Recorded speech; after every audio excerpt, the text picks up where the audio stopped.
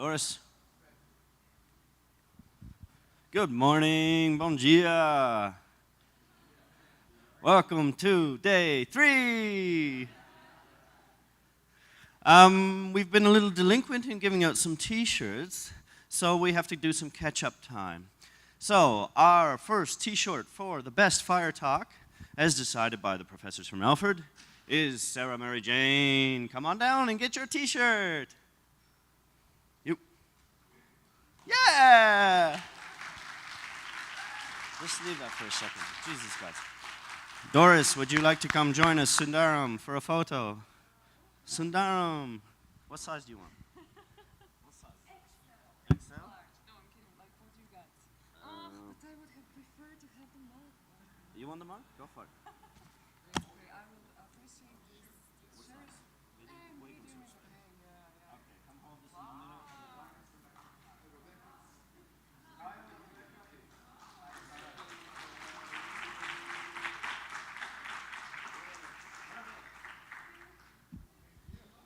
We have this bonus book for you to take as well. Our next winner for yesterday in the best questions and by volume and quality is Adam. Yay!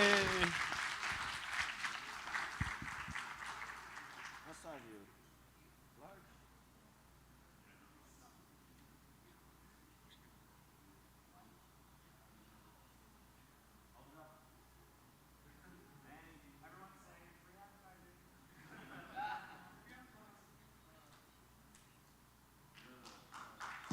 Thank you, everybody. And just a reminder, these are the 125th anniversary t-shirts. You won't see these ever again. So they're one of a kind.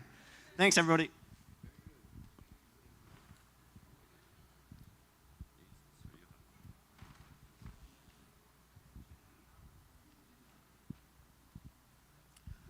Okay, and then I see that most people are back here after tonight's parties. I have seen photos of you going out for drinks and snacks, and I hope you enjoyed the visit at La Mave.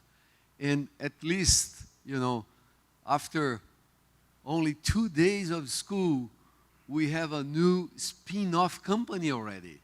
I heard that Professor Ben, Rebecca, and a few students from Alfred are going to set up the Alfred Academy of Capoeira. Yes! So this will be the first ever in the state of New York. I mean, you'll be rich, guys. You'll make a lot of money out of capoeira. So it's my pleasure to introduce Professor Andrea de Camargo. She is a well-known expert on the optical properties of glasses, and she is also a terrific speaker. So, Andrea, thank you very much for coming all the way from Germany to São Carlos just to see your hairdresser. By the way, you look very nice today, and to give this lecture. Thank you very much. It's a big responsibility when you say I'm a good speaker, because then I cannot make mistakes. I will try to. Okay, so good morning, everybody. Welcome again. I also saw some pictures of you having fun, so I'm happy that besides the educational aspect of the school, you also get to go around a little bit, visit our town, and have fun. Thank you. So we're going to start with this first talk on optical properties of glasses, but actually today you're going to have 3 very interesting talks on optical properties. So I'm going to start here giving you very basic introduction into optical properties and why they're relevant. I don't think I have to convince you of that. And following me, there will be Professor Marcelo and then Professor Doris, who will also complement what we would like to say here. So let's talk about the relevance, of course. As I said, I don't think I have to convince you of the importance of optical properties. It was the very characteristic of glasses being transparent that has enabled us to discover the micro, but also the macrocosmos, right? So through the lenses, we came to know these worlds that were totally unknown for centuries ago.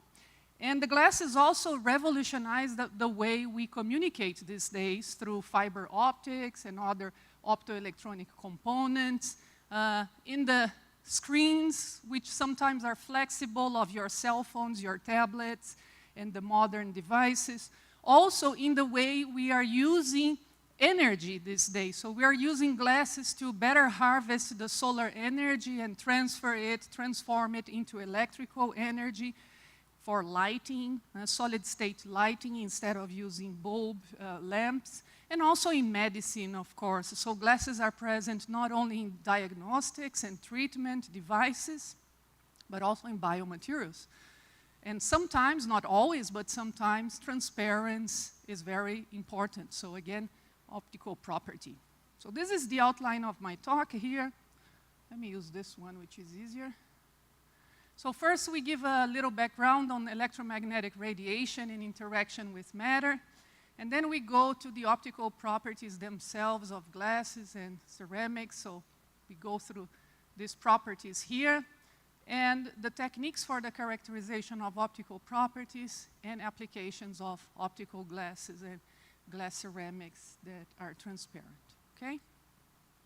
So let's start with a little review of basic physics on electromagnetic waves, because when we talk about optical properties, of course, we're talking of the interaction of light with matter, in this case with glasses. So everybody knows that electromagnetic waves, light, is composed of an electric and a magnetic fields oscillating perpendicular to each other, so we can write an equation that defines the electromagnetic wave as a function of the electric field oscillating in time and space, just like that. This is no news to anyone, right? So K here in the equation is the wave vector, and omega is the angular frequency of the oscillation.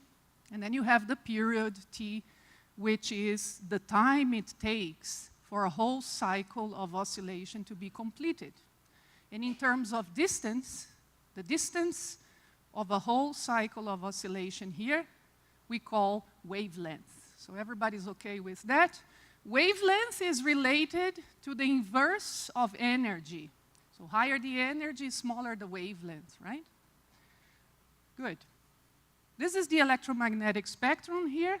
So you can have an idea of the size of the waves as a function of, the size of the waves as compared to things that we know quite well, like buildings, people, and ant pinpoint. So you can see here the frequency range and the wavelength in meters. So you can see here that as we go higher in energy and in frequency, of course, the wavelength gets smaller. So basic properties of light, wavelength, related to frequency and energy, intensity, polarization, and phase. So the polarization of light basically is the direction of the electric field, right? So you can have like linear polarization when the electric field only oscillates in one direction, or you can have non-polarized light, which means it oscillates in all directions. So, like this light here that we have illuminating the room is non-polarized, but the light of a laser is polarized. And intensity is obvious, and then, of course, phase. The phase will tell you the difference in the distance that was traveled by one wave with respect to another. Right? So sometimes you have two rays propagating. One is dephased from the other. That means it is delayed. Good. So when we actually promote light-matter interaction, what happens? Since we have this oscillating electric field, it interacts with matter. And since glasses are dielectric materials in general, most of the glasses, right? Not the conducting glasses. Basically what we have is an oscillation of the charges that compose the glass, right? So basically what you're going to have is an induced polarization because you have an electric field oscillating going through this dielectric media. And you can treat this in a classical way, very simple, as a capacitor with two parallel plates.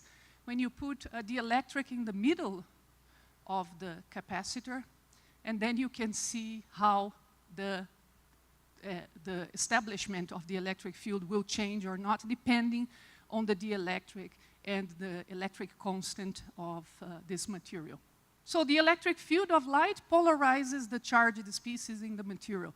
What kind of charged species? I'm talking about dipoles, I'm talking about ions, you know, so you have oscillation in the frequency of the field, and then you have the establishment of this polarization. This polarization will depend on the light frequency, but also the mass of the charged species and the bond strength. Sometimes you have stronger bonds or easier to vibrate bonds. The interactions, of course, will take time, and they also consume energy, which implies a reduction of the speed of light propagation. And this reduction of speed of light propagation is measured by the refractive index, which is probably the most important property of optical, one of the optical property that is most important. So the refractive index is actually the ratio of the speed of light by the speed of light in the medium where we are considering the refractive index, right? So what we notice is that when light propagates in air, for example, it has a certain speed. In vacuum, it has the speed of light. But when it goes through a transparent medium like a glass, it's going to be delayed. It's going to have a lower speed than it had in vacuum or in air. And the refractive index is associated to the electric permissivity of the dielectric, and also to the magnetic permeability. And the R here stands for relative, because we are using the permissivity and the permeability with respect to vacuum, right? So it's basically mu over mu zero and epsilon over epsilon zero. But since for non-ferroelectric materials, mu r is practically 1, then we can make this approximation here and say that the refractive index is practically equal to the square root of the electric permissivity. So what happens is that when light goes through a transparent medium like a glass, we are actually going to have some losses. And the refractive index will also change depending on the wavelength. So it depends if you are using monochromatic light or a large range of wavelengths, you're going to have a dispersion of the refractive index. And here you can see a plot of the electric permittivity. My God, I'm confusing the words today. Which is proportional to the refractive index, right? Where you can see the real part and the imaginary part here. And you can see that this imaginary part here corresponds to the losses. Whenever you see a peak here, that means there was absorption. So absorption by one of these vibrations here. It could be electric, ionic. So you have these losses here of the light traveling through the weight. So, as I said, the refractive index is the fundamental optical property of glasses, which affect nearly all other optical properties. When light incides over a transparent media, like a glass, you can have different things happening. First thing you can have is superficial reflection. So basically, light comes here and is reflected. But if it goes through, if it's transparent, then you can have scattering. Scattering can be caused, for instance, by small particles. So think of a glass ceramic that has very small crystallites that nucleated and grew inside the glass.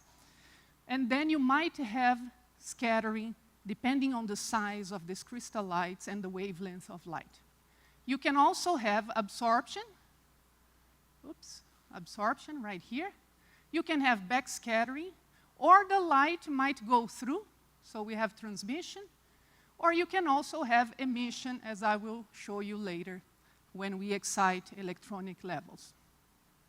So these are some important things you should know here. So for reflection, we have the equation of Fresnel, which actually relates the reflection to the refractive index of two media, for example, air and glass here, if you consider this interface.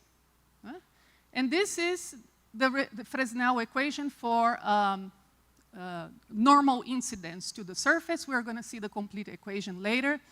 Then if you have refraction, basically what this means is that because of the difference in speed that light propagates inside the glass, you're going to have a deviation of the path of the laser, of the light through the glass. Another important thing is chromatic dispersion and scattering. Chromatic dispersion is what I was telling you about the refractive index change depending on the wavelength when it goes through the transparent media. And scattering, which I mentioned, you know, when you have small particles that will interact with light and send it to different directions. Good, so let's take a look at more detailed aspects of reflection and refraction here. So basically, imagine this is a piece of glass, and then we have the normal here. And then we have an array of light that incides with an angle θ1 with respect to the normal, right? What happens is that you're going to have part of this ray reflected in the same angle. However, if the medium is transparent, you also have transmission here. And as I told you, there will be a deviation of the light because of the difference in refractive index. And now you're going to have a refractive angle θ2. And this is regulated by Snell's laws, which connects the refractive index of air and the glass, in this case, and the sign of the incidence and refractive angles. So this is what the Fresnel equations that rule over reflection and refraction. You can take a look here. It depends on the refractive index of both media at the interface, but also of the incidence and transmitted angles here. And if you consider, of course, normal incidence, then the cosines here will disappear. They will become 1. Then you have the reflection defined in terms of the refractive indexes only, okay? And the Fresnel equations are actually written for S and P polarization. So S polarized light is parallel here to the surface of the sample, and P polarized light is in the plane, right? So we have two expressions here which are very similar, and the conservation of energy says that the transmitted light, both in S and P polarization, is 1 minus the reflected portion of light. Special cases is when light propagates from medium 1 to 2 with N1 smaller than N2, like air, glass, for instance. So normal incidence, as I mentioned.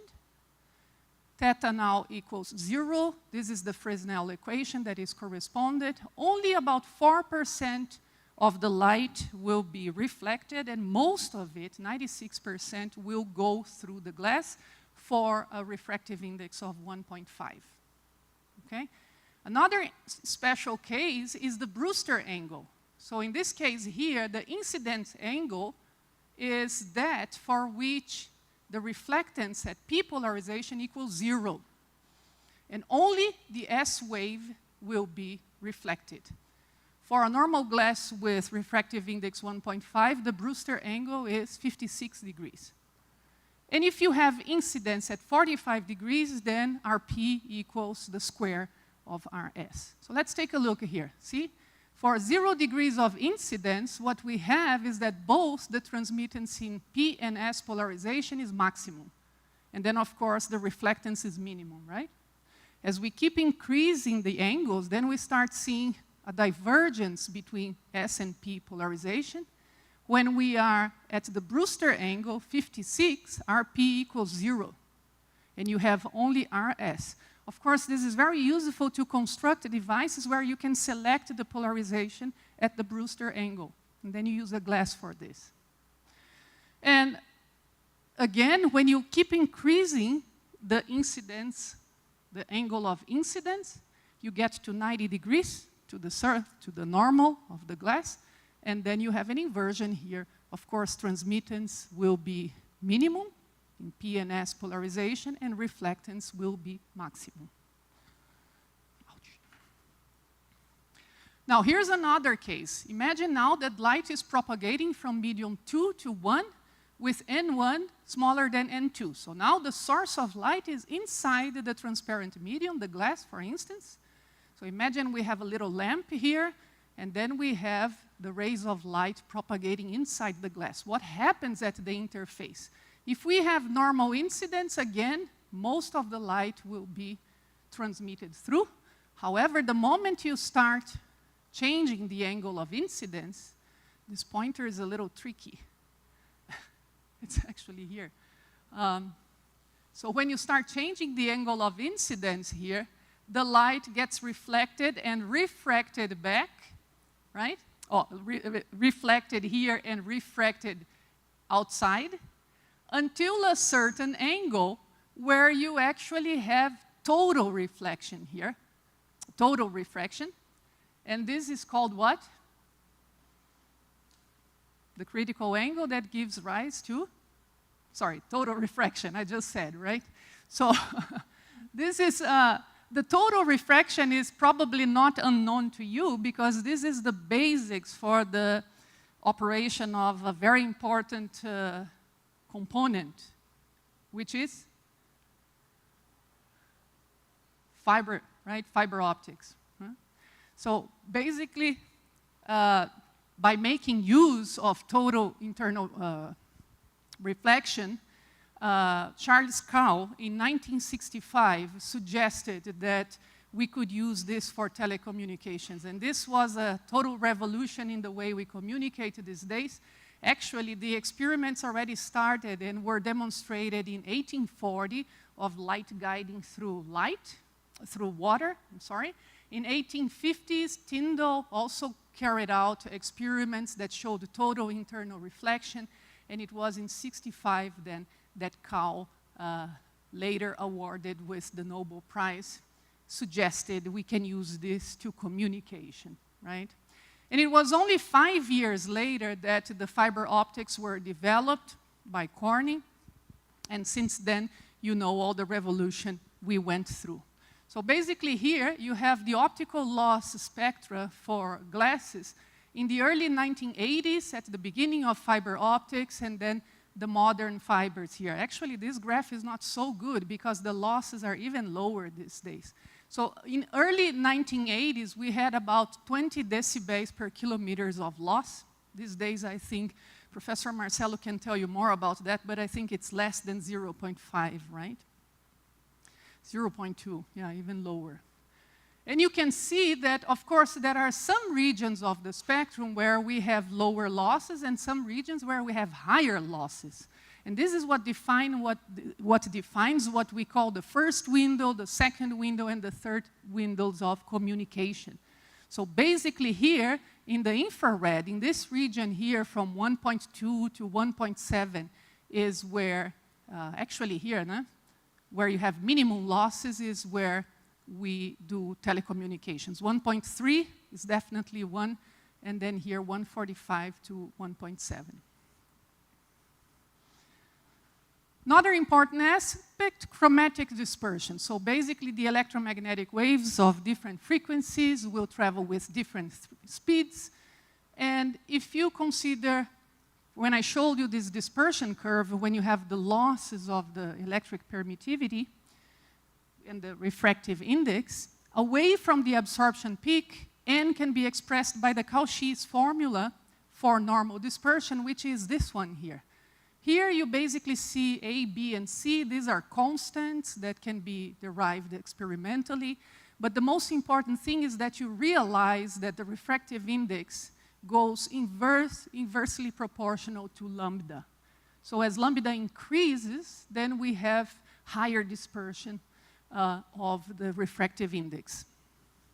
In a more empirical way, to treat this is by using the Selmayer's equation. This is an empirical equation here, which actually relates the refractive index to the inverse of lambda as well, and you have B and C as experimental coefficients. So if you look at the refractive index change as a function of wavelength, you can see that as the wavelength increases, then we have this decrease in refractive index. And there is a much better agreement between measured and results and the Selmayer equation than by using the Cauchy's equation.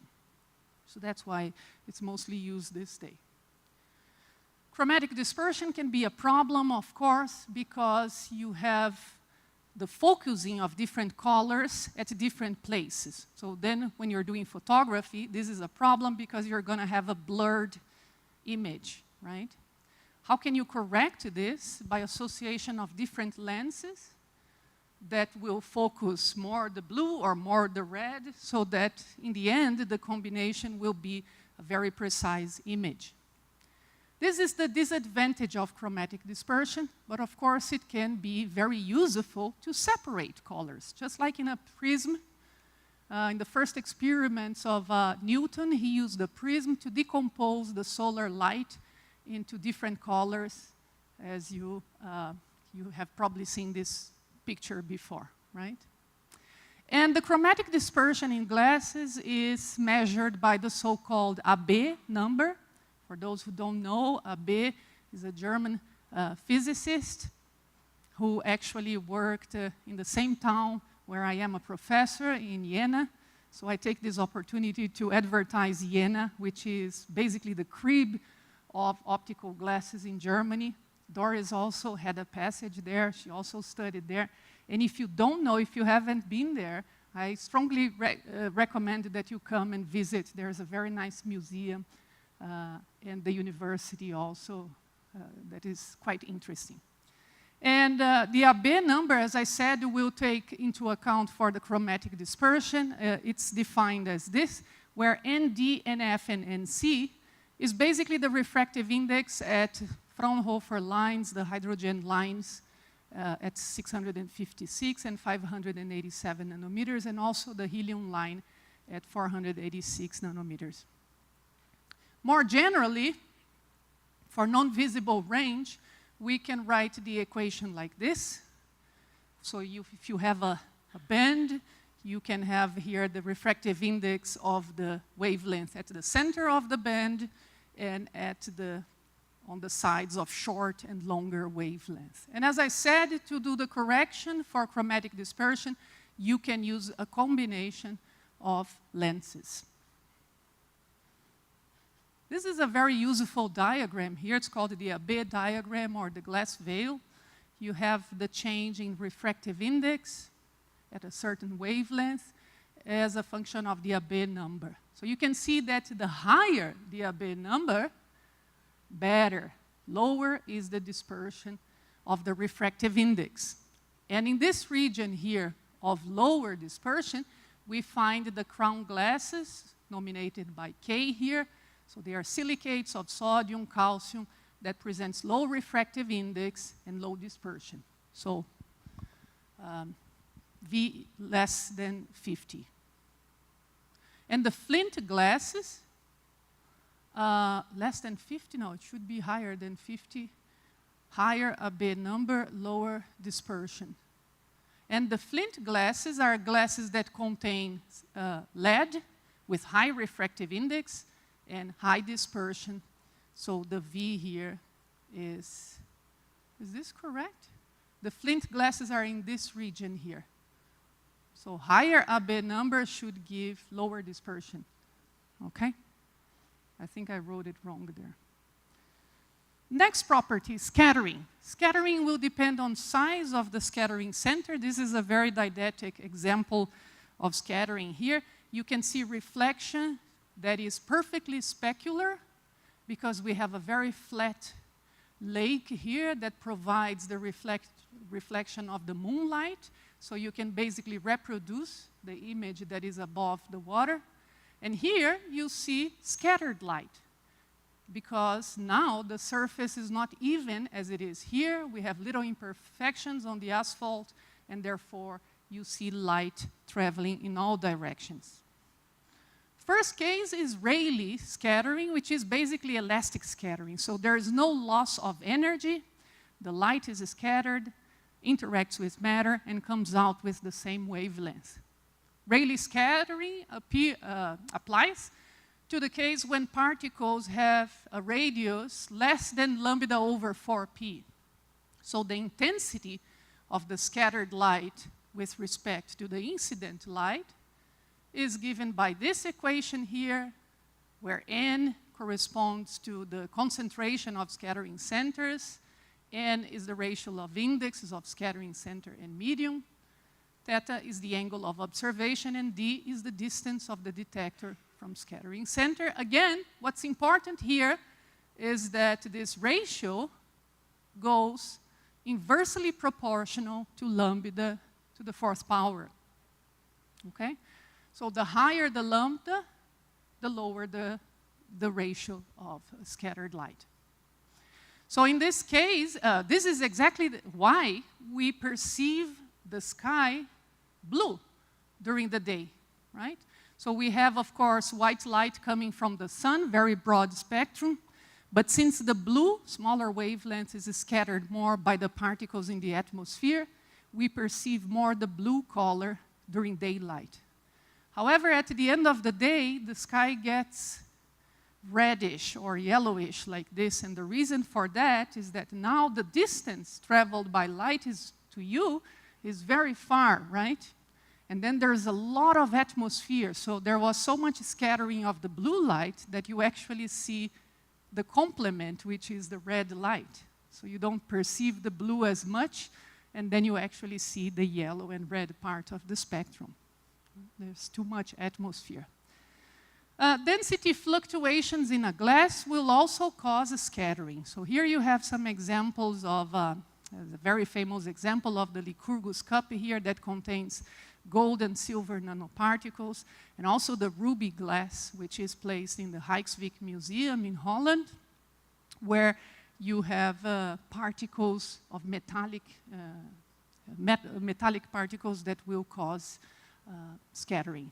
And this is the definition of the absorption coefficient here, which can also happen due to the scattering of light when going through these glasses. So we talked about elastic scattering. Now we're going to talk about inelastic scattering, which means energy is lost. So the light that comes out after the interaction has different wavelengths, different energies than the light that was incident. Inelastic Raman and Brillouin scattering, I think Rafaela and Pisani talked about this in detail, so I don't have to spend too much time here. But basically, when light interacts with matter, we can have Rayleigh scattering, as I mentioned to you, so same energy that comes out, but the energy can also come a little lower than what it entered, and it can also come out a little higher, surprisingly. This is what we call Stokes shifting here, or Stokes scattering, and this is the anti-Stokes scattering, which has much lower probability, but it can also happen. So basically, in this case here, there's a coupling of phonon energies of the medium with the electromagnetic wave, and then you actually have a sum of frequencies that gives a light out with higher energy than the one that came in. Probability of this is extremely low. So we're talking about 99% of probability of having Rayleigh scattering, 0.99 of Stokes scattering, and only 0.01 of anti-Stokes. So the Raman phenomenon was actually predicted before in 1923, if I'm not wrong, but it was actually demonstrated by Sir Raman in 1928. And besides Raman scattering, we also have scattering by acoustic phonons. So when we talk about Raman scattering, we are considering vibrations of ligations in the glass or in whatever medium you are analyzing, right? But the acoustic phonons, they account for vibrations in a larger scale. So it's like a vibration of the whole matrix. And this we do by measuring Brillouin. So photon scattering by low-frequency acoustic phonons, which characterizes the elastic behavior of matter. Raman spectra, of course, is a fingerprint of samples. Is Rafaela there? Ah, there she is. Rafaela, you probably went through all this, right? So you have a change of polarizability that must occur during a vibration in order to have an active Raman band. Right? So we're not talking about absorption here, we're just talking about a change of polarizability. So for a heteronuclear diatomic molecule, in the presence of a field epsilon here, we have the induction of a dipole moment, which is defined by the product of polarizability and the electric field of the wave. So you have, in this case here, a symmetric stretch, or you can have an asymmetric stretching, or you can have bending vibrations like this. And if there is a change in polarizability, then you will definitely have a spectrum that contains Raman bands. So if we look at this equation here, we can write this as a function of epsilon, the electric field of the wave, and the polarizability. So you can see that the polarizability is defined as an amplitude plus an oscillating part of the amplitude, because of course the electromagnetic wave is oscillating. So the polarizability will oscillate with the field.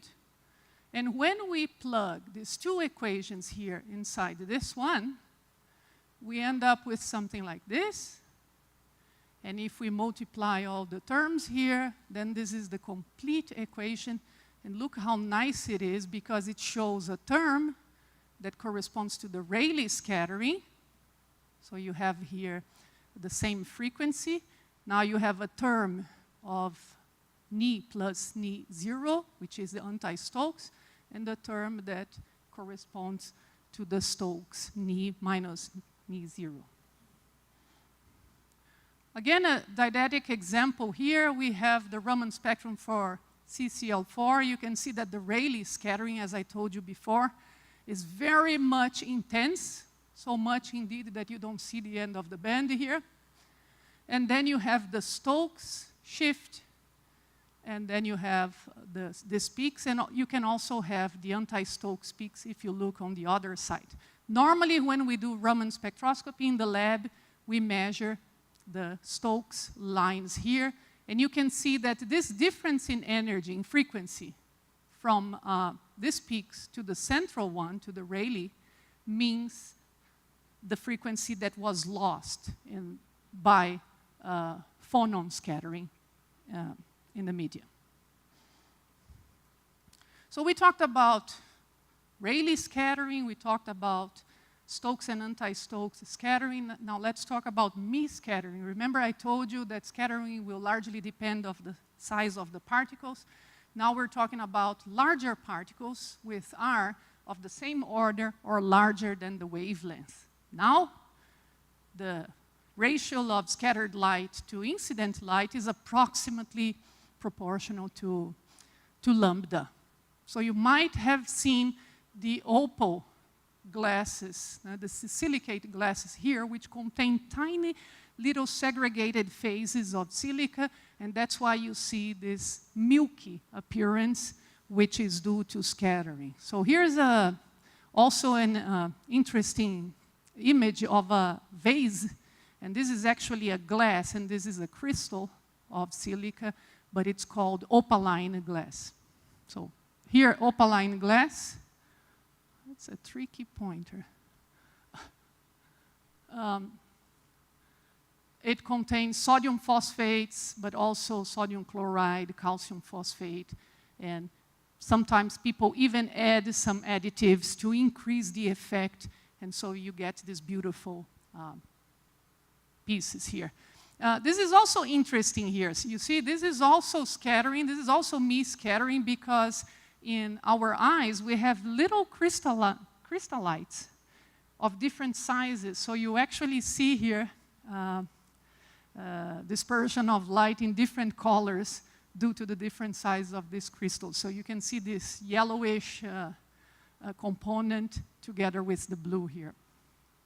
Beautiful. Transmittance is almost intuitive. It is given by the percentage of light that is transmitted over light that is incident. And it's given as a function of frequency. We can have here several effects. One of them is scattering, elastic or inelastic. We can have electronic absorption that will influence transmittance. Electronic absorption can happen by band-to-band transition from the valence band to the conduction band, or you can have this so-called Urbach edge transitions. The Urbach edge is the very bottom of the conduction band here.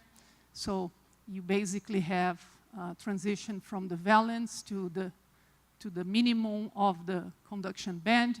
Absorption by defects that are introduced in the middle of the gap, and also absorption by free carriers, which will happen exclusively in the conduction band. And then you can have, of course, vibrational absorption, which is characteristic of the vibrational modes of bonds. If you have impurities, dopants, or heterogeneities, phase separation in your glasses, you're also going to have an implication on transmittance. Let's talk about absorption in the UV now. Most glasses are opaque in the UV due to strong electron excitation. This is what we define as UV cutoff. So you can see here, this is a graphic of intensity as a function of photon energies in electron volts. You can see that different semiconductors here have different absorptions in the UV edge. Silicon is around 1.2 electron volts, and the optical absorption edge also defines the so-called E0, the mobility gap. So we often talk about energy gap in a semiconductor. Yeah, 5 minutes. You're kidding me. I thought I had 1 hour. Oh, okay. Good. So I'll be really fast here.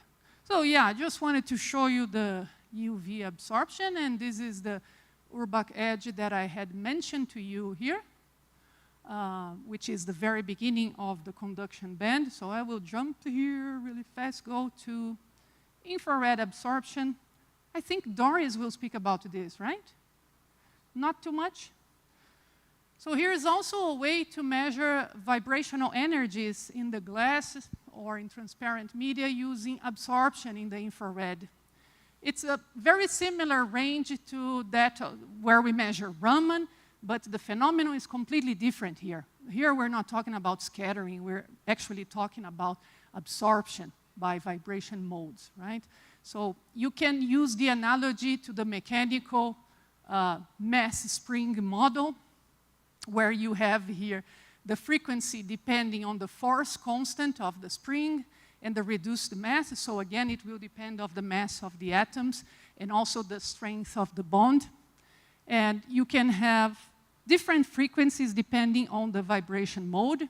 Frequently, we do FTIR, Fourier transform infrared, and also Raman as complementary techniques, because as I said, the phenomena are different. So you have some vibration modes that are active in Raman and some in FTIR. So this is just the analogy to the classical model for the diatomic molecule and for a polyatomic one.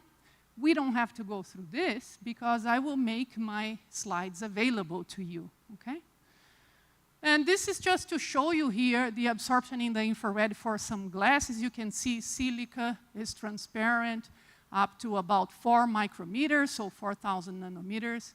And then we have the most transparent glasses here, the tellurides. Of course, they are not so transparent in intensity, but they are very extensive in transmittance. So depending on the device or depending on the application you're interested in, you are going to choose the appropriate glasses. So fluoride glasses are very nice for optical luminescent applications. They have a very extensive transmittance in the infrared and very nice emissive properties when you dope them with active ions. I'm not sure if I have the time to talk about rare earth ions. I would like to use them as an example for absorption and emission in the visible and near infrared. The transitions are electronic in nature, and they are described in the frame of molecular orbital or ligand field theories. We can have electronic transitions between the orbitals across the band gap, plasmon resonance of metallic nanostructures. And for those of you who are less familiar with the rare earth ions, I'm talking about internal transition metals from lanthanum to lutetium, plus scandium and yttrium here. These ions are extremely important. They are the main dopants for commercial applications. In fact, I talked so much about telecommunications. The main wavelength for telecommunications is 1.55 micrometers, which is an emission of erbium. What makes them so special is that they have very narrow bands of absorption and emission. The reason for that is that these transitions are internal. They are 4F transitions through a mechanism that we call forced electric dipole. And this is the radial distribution functions for praseodymium. You can see that this is one example, but for the trivalent rare earths, this applies to all. The 4F orbitals are more internal than the 5S and 5P. So you actually have a shielding of the internal 4F orbital, and they do not feel so much the influence of the ligand field. So the bonding actually occurs in the more external layers of 5P and 5D. So the spectra present the lines usually at the same spectral region. They do not change much. Erbium is always around 1.55. Europium is always around 632 nanometers, and so on and so forth. Just to give you an idea here, we have a vast possibility of emissions over the whole visible spectra using all these different ions, and also in the infrared. So there are many applications that are covered by the emission of these ions. I don't have time, right, Edgar? Why don't I?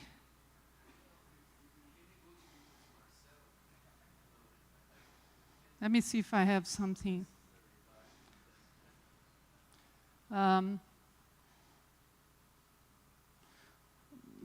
What happened here? Everything is okay. Perhaps we can talk a little bit about the techniques for measuring optical properties, and then for those interested, I'm going to give you the slides also, so you could also look and come to me and we discuss. Let's take a look at the techniques here. Remember, I emphasize so much refractive index, so that's very important. To measure refractive index, you can use a refractometry. It's a simple machine like that. This is a more conventional one, but you also have more advanced equipment like this. Basically, what you have here is a collection of lenses and filters and a prism to be able to measure the dispersion, separate the light, and then you can measure the angles of total reflection, and then you can determine the refraction index by Snell's law. UVV absorption is measured in this range here of 300 to 2,000 nanometers. This is UV visible.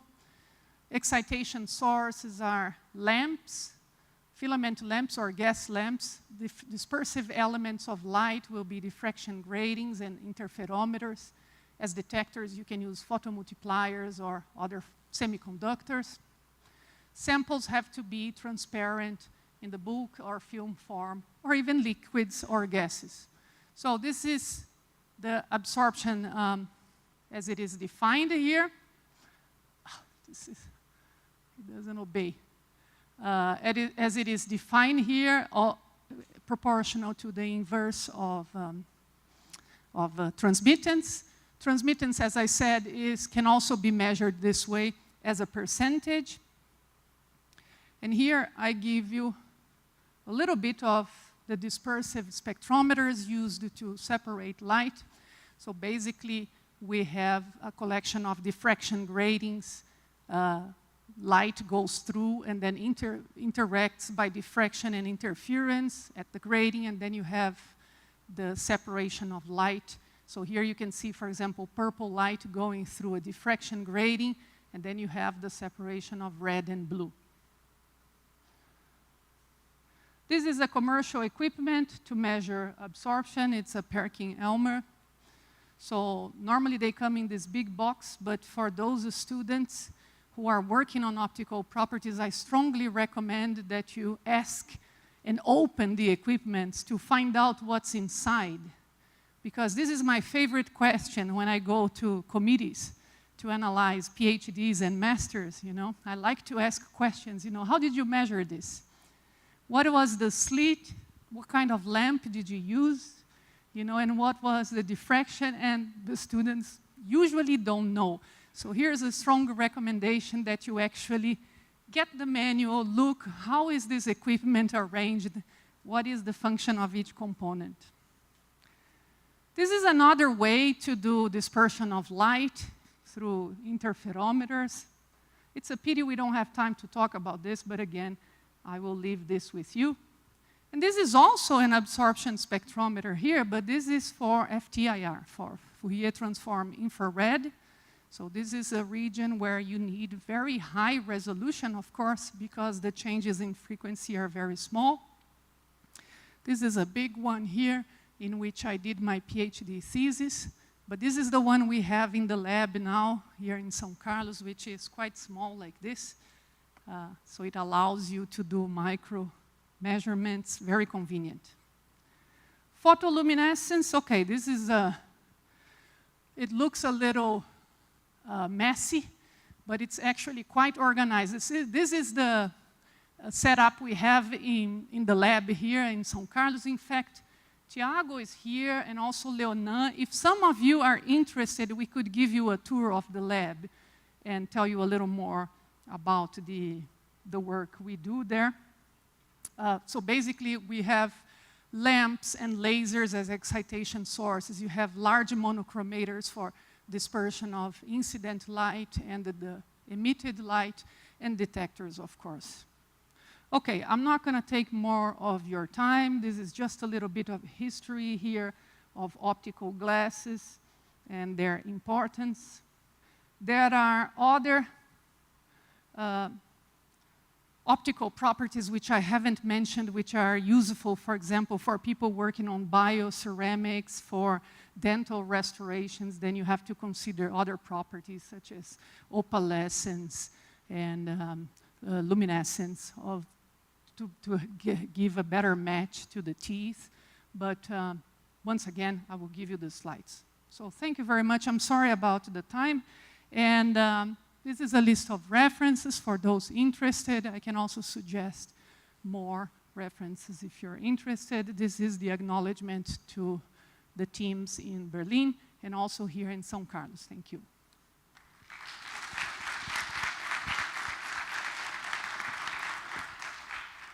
Thank you very much, Andre. I apologize for not making it clear to you that we should give some time for questions and answers. It's important. This is not a congress.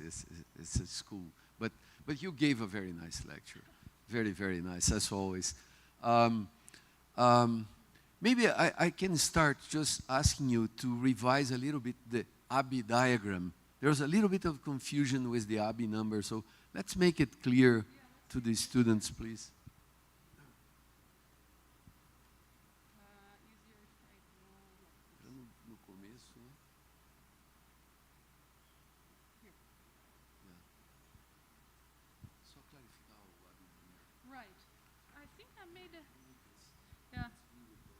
So the crown glasses here are these glasses defined by the K there. You can see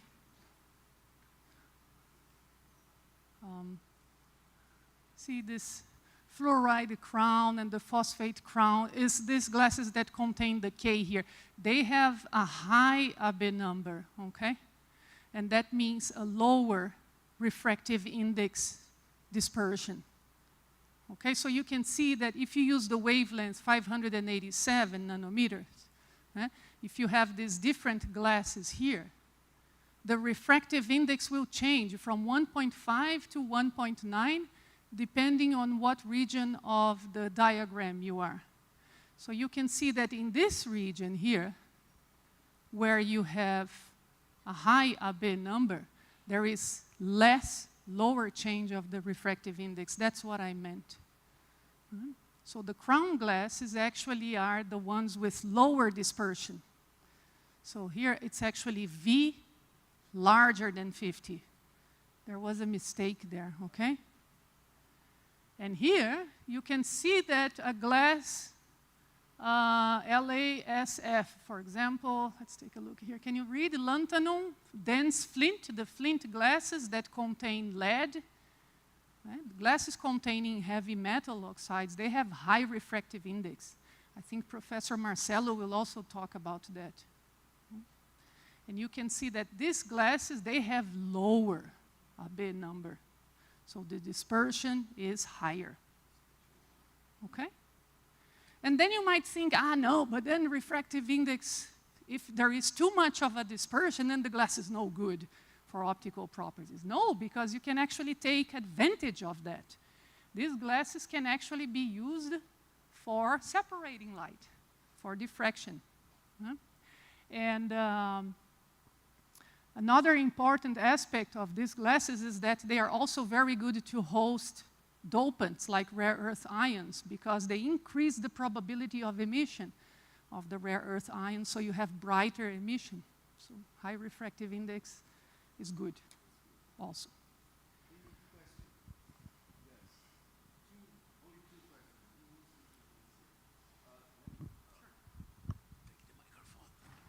Capoeira fighter. Really good. Can you go back to slide number 7? I have a question about the permittivity graph because I've seen this picture in other books and there's something that I don't understand, especially related to the low frequencies. Can you see the plateau on the real part related to ionic polarization? Yeah, the plateau related to ionic, not, yes, to the lower, not dipolar, lower, yes, the ionic. So my question is, when you look to the imaginary part, you see like the dielectric loss peak related to the dipolar, and then you see this increase going to lower frequencies. So my question is that I couldn't find in any book why this imaginary part keeps increasing on the atomic polarization. So like 2 questions. It will diverge and keep increasing, and if it does, why? Or do you think you'll see another dielectric loss peak if you go even lower?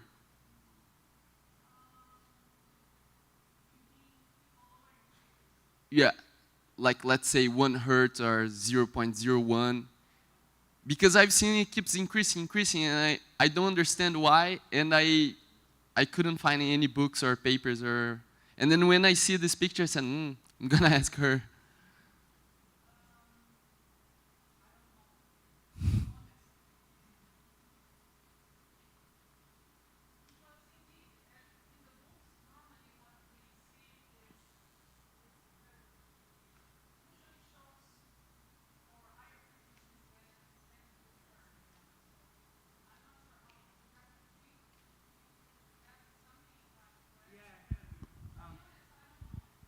So, hi everyone. Caio from the electrical properties part. If you look at the impedance spectroscopy on the dielectric on an ideal system, you would see a peak and it falls down. Right? So you see the real part forming a circle, and the imaginary part makes a peak and goes down. We don't see experimentally because then you start having like the electrode effects. So that's when you see the tail coming up, so you would see. But if you think about an ideal system, an ideal behavior, it would go up and down. But yeah, At least that's what you see from the electrical impedance spectroscopy. Yeah, on your answer, it would form a peak and go down. Very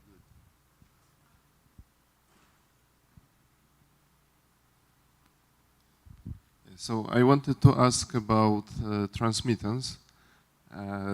So you showed the equation for transmittance on one slide, and I wanted to ask, how about reflection in that case? If we have reflection in the system, how to calculate transmission?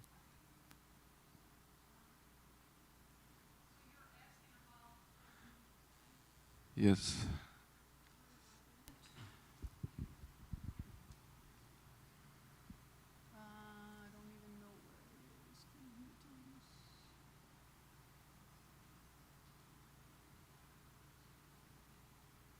I think it was somewhere later on, near the end.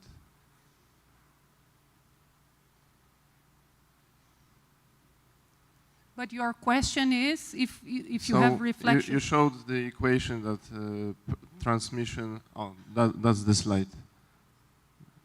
This one. Yeah, so how about the situation when we have also reflection? Yeah, right. This is how to calculate that? This is a very simplified equation, what you see there, okay? Because here I'm not taking into account that you have scattering, that you have reflectance, so you would have a more complete equation, which I have not shown here. Yeah. But when we measure that, we probably should take it into account, right? Yeah, for instance, when you measured using an integrating sphere, then you can take into account reflectance, okay? If you just measured by transmittance, by just putting your glass there and shining light through it, you're going to have a component of light that is reflected that you do not account for. So you would have to use an integrating sphere. Okay, so then you use another equation, how does it work? What's that? How do you calculate that? Oh, okay, I can show you the equation now, later. Come on. You take, right. Yes, but it's hard to say how much was reflected, how much was transmitted. That's my point. Thank you very much, Andrea. And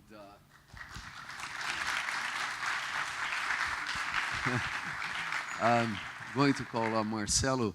And Marcelo, you have to then negotiate with Andrea after this you have to pay her, or she will pay you lunch, because you only have 40 minutes now.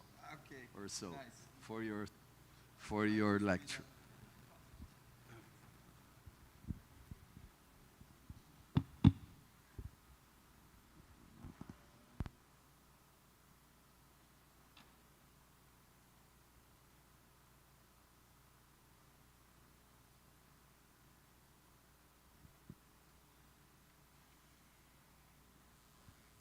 This is something we need to understand, because light is bending with this guy.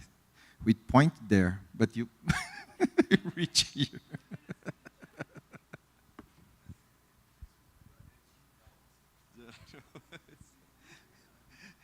It's not really pointed.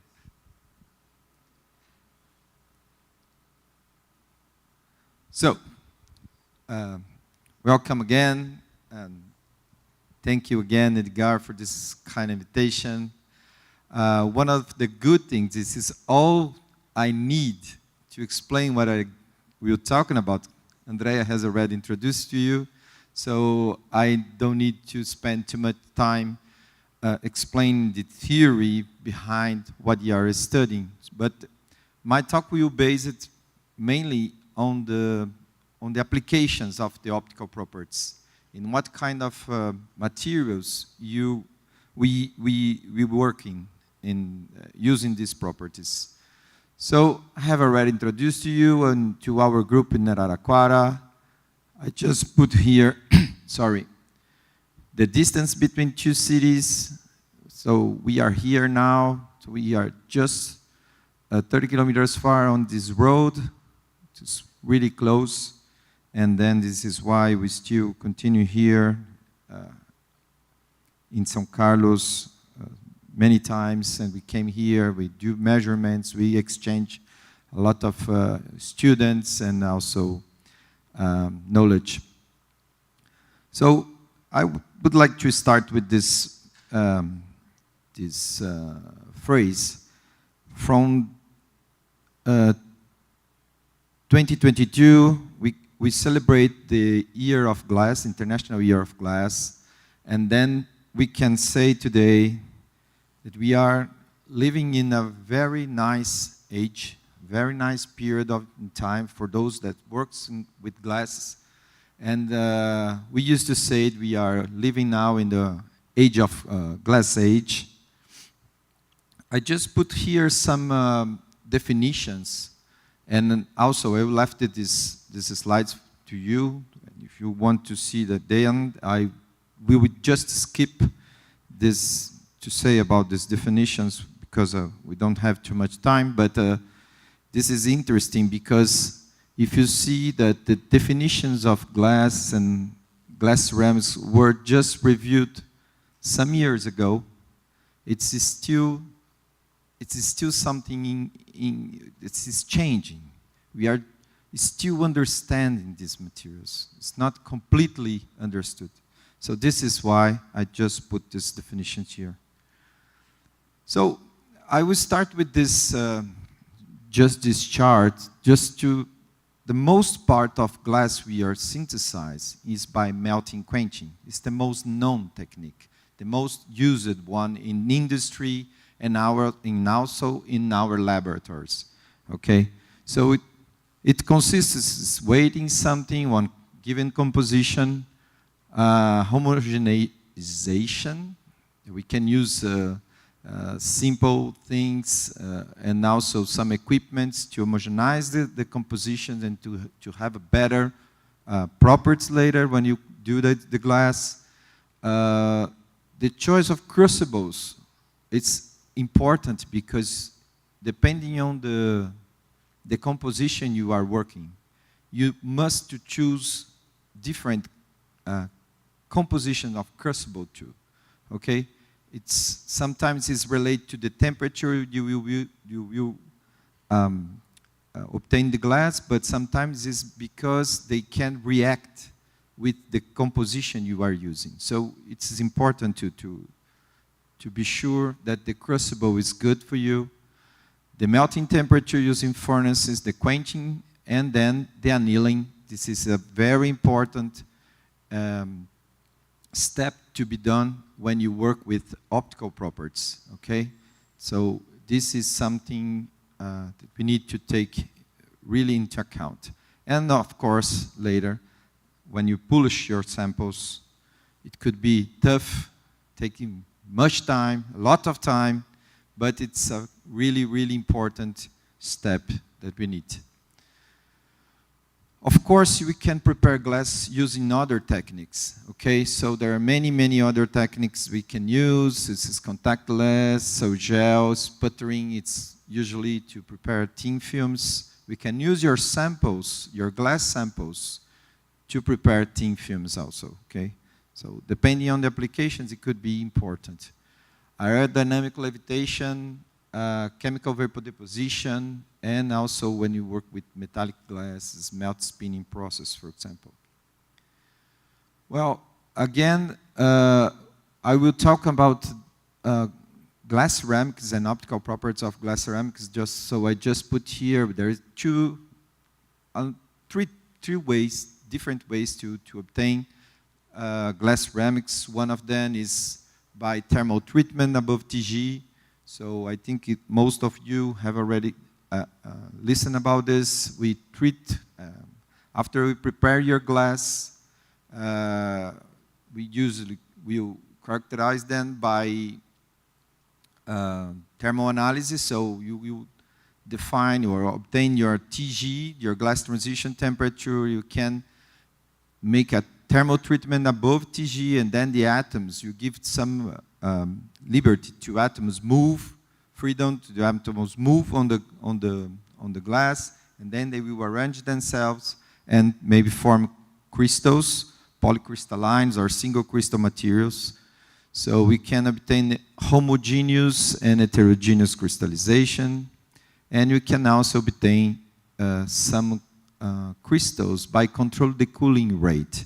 This is what I call supersaturated systems. They are liquid at very high temperature, but when you decrease the temperature, we will see a phase separation, a solid-liquid phase separation.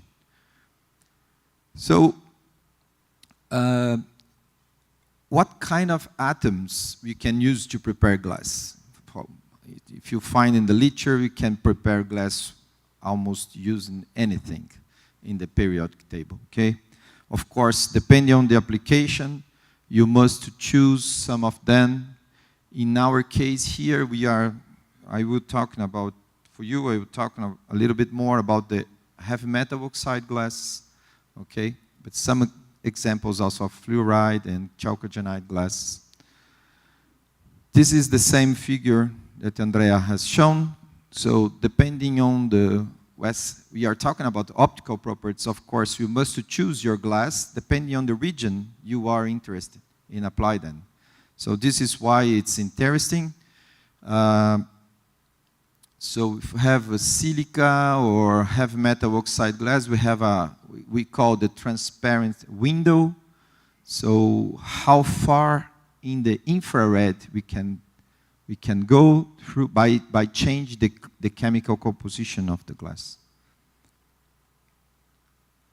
So one of the reasons that Andrea has already discussed about this, when you see, for example, here for telluride glasses, the transmission is around 40 or 50% in the maximum. And this is why we have a very high refraction index, sometimes higher than 2, 2.2, 2.3, even higher than this. This is, will induce some loss here on the, this chart means this is a piece of glass. So when the light comes here and incident on the surface of the glass, so part of the light will be scattering, some part of it will be reflected, and this reflection will depend on the refraction index. So if the refraction index is higher, this reflection will be higher too. So the amount of light that enters into the glass will be lower, and then you lost something more during the passage of the light through the glass, and then you have another reflection here in the back, the end of the surface of the glass. So this is why we have this change in the transmittance.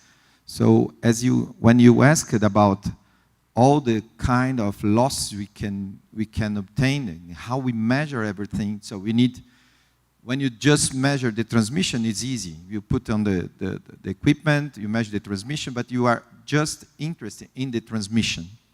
When you want to obtain all the other scattering or reflection, so you need to use one integrated sphere. There is some device that you can put in your spectrometer and then measure everything together. It's a little bit more tricky and more complicated, but it's possible. So Andrea also has discussed about this. I will skip this. Transmission, reflection, absorption, scattering.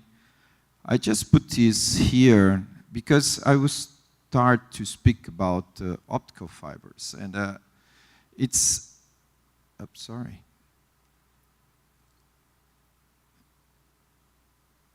Come on. Well.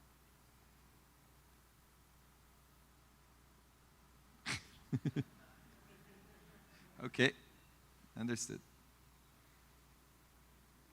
So when you talk about optical fibers, this is something important for us to understand how we are dependent of this kind of device today, okay?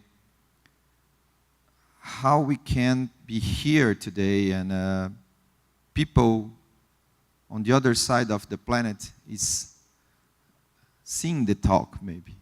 Okay, how fast the information can reach the other side of the Earth. Okay, today it's just possible because we have optical fibers. When you enter in a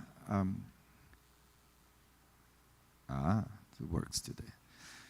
When you enter in a website in Japan, for example, now, you have the information about this website in some seconds. And this is just possible because we have optical fibers, okay? This is very nice move I did when I was in the Atelier des Lumières. It was in Paris, in France. I really related this time there with the materials I'm working in my lab. So I just used this image, but the credit is for Atelier des Lumières.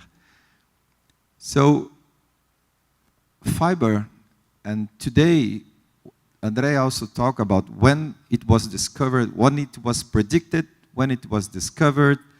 I have the opportunity to meet one of the guys that discovered the optical fibers in cornea, Peter Schultz, and we discussed a little bit about this. This is quite interesting, and this is also what Edgar told in the first day, how we can make connections using conference, using this kind of courses, how important it is for your career if you want to follow the career in glass science. But one of the important things is optical fiber was quite expensive in the beginning, and the loss was high. So purifying materials, making changes on the composition, and also making obtaining better ways to draw and to obtain the fibers, make the price of fibers goes down very, very, very much.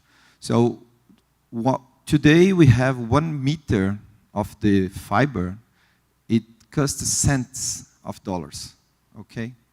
For the best fibers in the world that can reach 0.2 dB per kilometer in loss. So we can reach this lower losses, but we need to change, for example, compositions.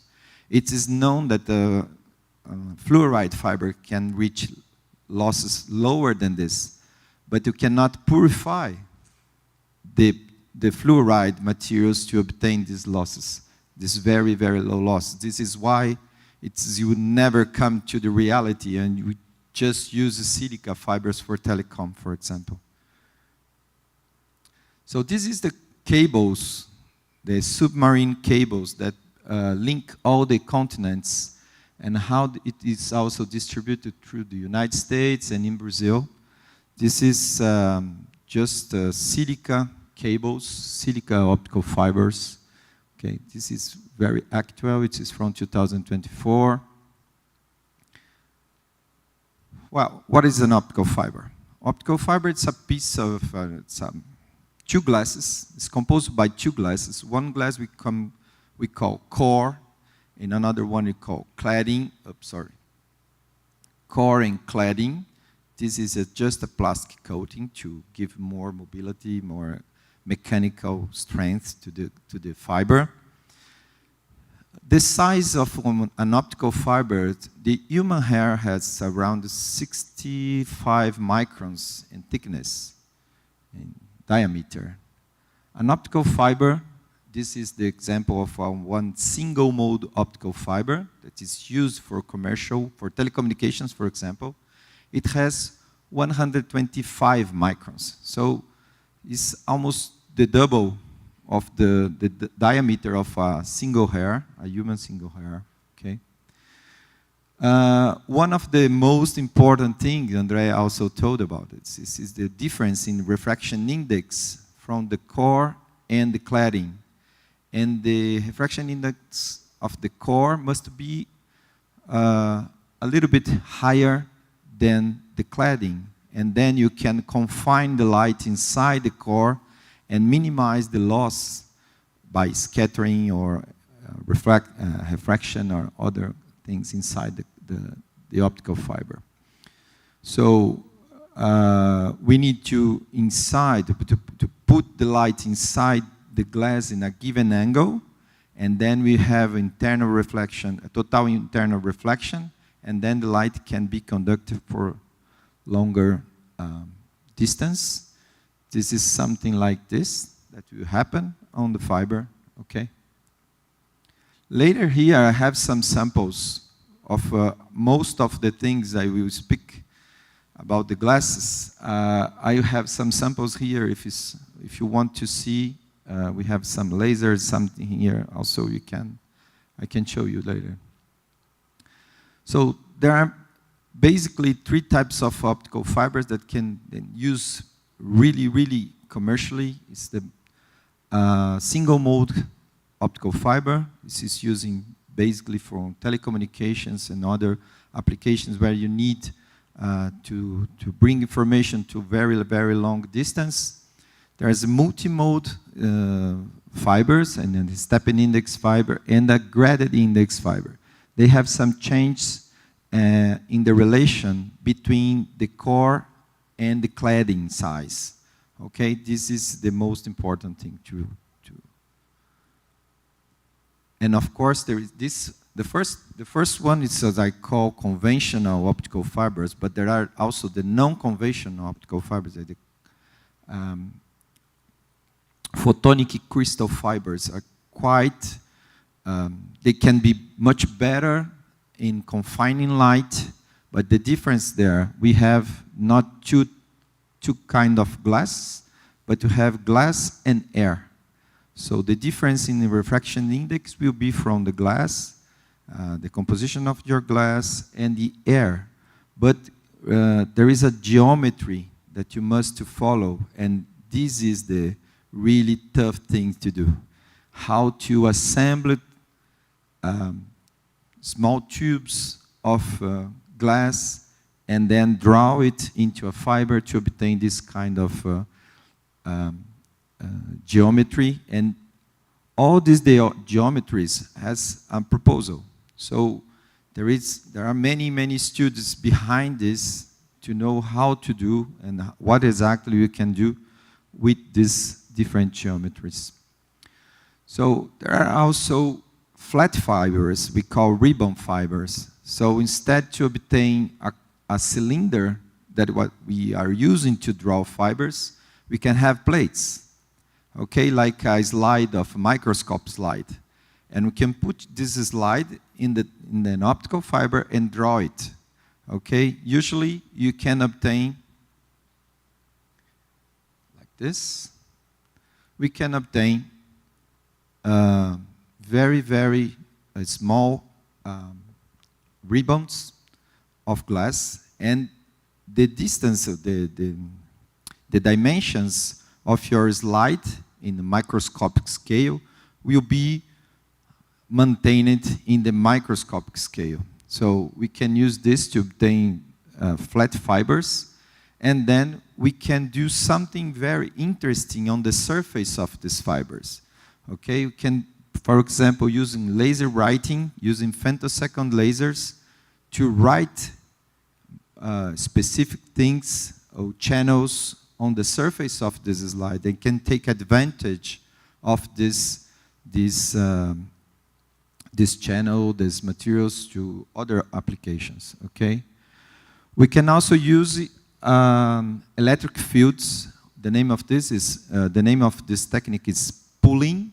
So we apply an electric field on the surface of these flat fibers or even the glass, and you can make some ions move through the glass. Okay, so you need to use a specific electrode on the surface, and then when you apply the electric field, some atoms will move on the surface, okay, and then you change the composition of the surface, and you can have something like this, okay. So To prepare an optical fiber, a silica optical fiber, the most used technique is chemical vapor deposition. It's the most known, the most easier way, and the best way to produce glass almost without any impurity. But for this, you need to, we don't use oxide materials, we use gases. So to obtain the silica, we start with germanium chloride, phosphorus chloride, and silica chloride. This is the difference. You make a reaction during the deposition, okay? And why we use germanium here is because we need to change the refraction index of the core. We need to obtain the core, and as I told you, the refraction index of the core must be higher than the cladding. So by change the composition of the glass and adding some germanium on the core, the refraction index will increase, and then it's really, today it's the most used technique. Just you to give an idea, this is a preform, okay? So with one preform like this, we can pull thousands and thousands and thousands kilometers of fiber at once. This is the main technique. This is a tower. In Araraquara, we have an optical tower. I think this is the only one in the South America that can be used to pull silica fibers. And we don't work with silica because, as I already told you, silica is quite known. We don't need to reinvent the road again. And so we just work with soft glasses. And in the past, we work also with the fluoride glasses and chalcogenide glass, but now we are mainly focused on the heavy metal oxide glass. But it is working. It's worked very well, in fact. So here, I told you as we can prepare chemical preforms by chemical vapor deposition, but usually we use small pieces of glass. In our lab, we use usually 12 centimeters preform. We don't need to have more than this. We are not commercial. We are just studying properties, okay? So to prepare this kind of preforms, we use a technique that we call sucking method. So in fact, here we have a mold. And this black part here is a piston. So I cool the glass here in red, and we turn on the piston. So the piston is coming down. And when it is coming down, it will bring the glass together. And then, if I want to do a multi-mode fiber, I can put a second glass on it. So the green one here will be the core of the optical fiber. And then it continues to come down to the piston, and then we form something like that. Okay? This is the preform. So we can see here there are two different glasses. We can see in the core there is a difference of refraction index we can see. And then we can take it and now put in the tower and pull it. Okay? A second mode is with what we call first we obtain a tube, okay, like this. This methodology is called hot and in tube. So we produce first just a rod of glass that we can also put on the tower and put it to obtain a small diameter, and then put inside one of these tubes, and then draw both on the optical tower. This is one of the possible ways to obtain single mode fiber when you work with different glass that cannot be obtained by chemical vapor deposition. In fact, this is the big trick when you work with different compositions and you try to obtain, for example, single mode fibers. It's really quite difficult to obtain single mode fibers without this conventional methodology. So this is one of the things we are spend a lot of time in our lab now. So this is a preform, and then of course we can put on the tower. So as I told you, when you work with different fibers, you have different losses. Silica is here now, so we have 0.2 dB decibels per meter per kilometer in loss. And even if you work with silica and the loss is really, really low, when you need to send a signal 300, 1,000 kilometers far from here, there is an attenuation, okay? So if you have an attenuation of the signal, we must increase the signal after some kilometers. Otherwise, when the signal will arrive in 1,000 kilometers far from here, it will be really, really very low. So we use amplifiers to do that.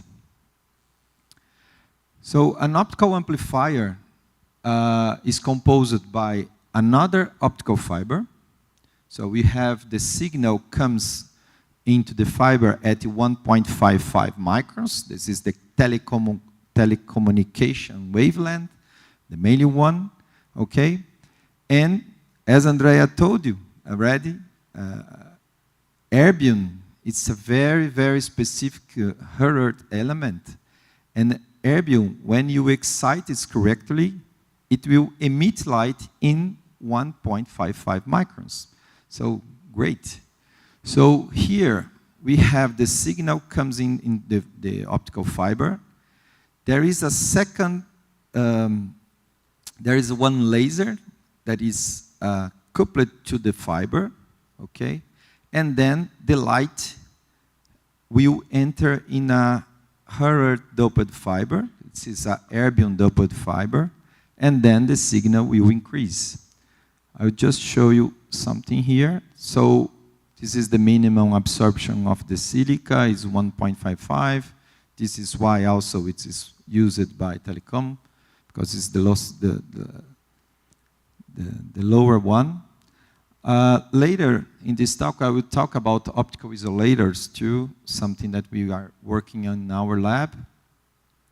And this is the mechanism for this, what we call stimulated emission. So into the Hurd doped fiber, we have erbium ions. The erbium ions must be in the excited state when the light is coming. Why? Because when the signal arrives, the signals enter into the fiber, in the doped fiber. So an electron will emit light, will come to the fundamental state, and then we will emit light exactly at the same wavelength that the light that comes into the fiber. So by physics, when you have two exactly wavelengths in phase, so the intensity will increase, okay? And then we have the signal will be higher, and then it comes again into the fiber and go more. Usually each 50 kilometers we have an amplifier like this. We can do this using different hertz in different wavelengths. This is called different windows in the telecommunication range. So just very fast here, we have some students from Rennes. Maybe you have already listened about these two guys. This is the Poulan brothers. For me, it was a pleasure because also last year it was the 50th anniversary of the discovery of the fluoride glasses. And there was a celebration last year in Rennes of this 50th anniversary, and it was 11 March, yesterday, 11 March. And 11 March is also my birthday. And I was born almost at the same day that the fluoride glasses were discovered.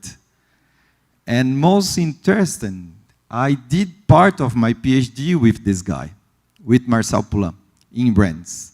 So this is why, for me, I think I was born, you know, I was already, destined. My destiny was to study glasses. So it was a pleasure for me. Fluoride fibers, fluoride glass has very, very many applications, very strict one and very interesting ones, and it is quite difficult to do. This is something that they discovered in 1974. They opened a company some years later, and up to now, there are only 3 industries that can do fluoride fibers in the world. And one of them was a guy that was working for Poulain and then opened his own industry. So only 2 different industries has the same technology to produce this glass. It's in Japan. Yeah. I don't know if there is any other one, but for the last research I did, there is only 3 commercial ones that send this kind of glass. So for optical amplifiers, they are really, really nice. And they have some glass that was sent to Mars to study as a CO2 sensors some years ago. So they have some very nice applications.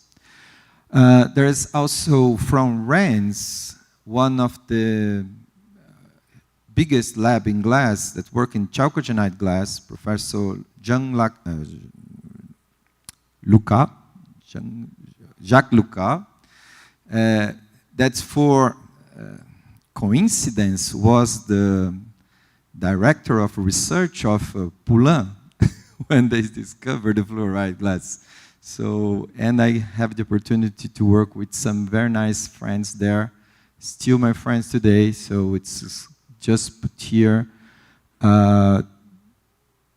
These are very nice glasses with a lot of applications, mainly in the infrared region, so for sensors and also for thermal cameras and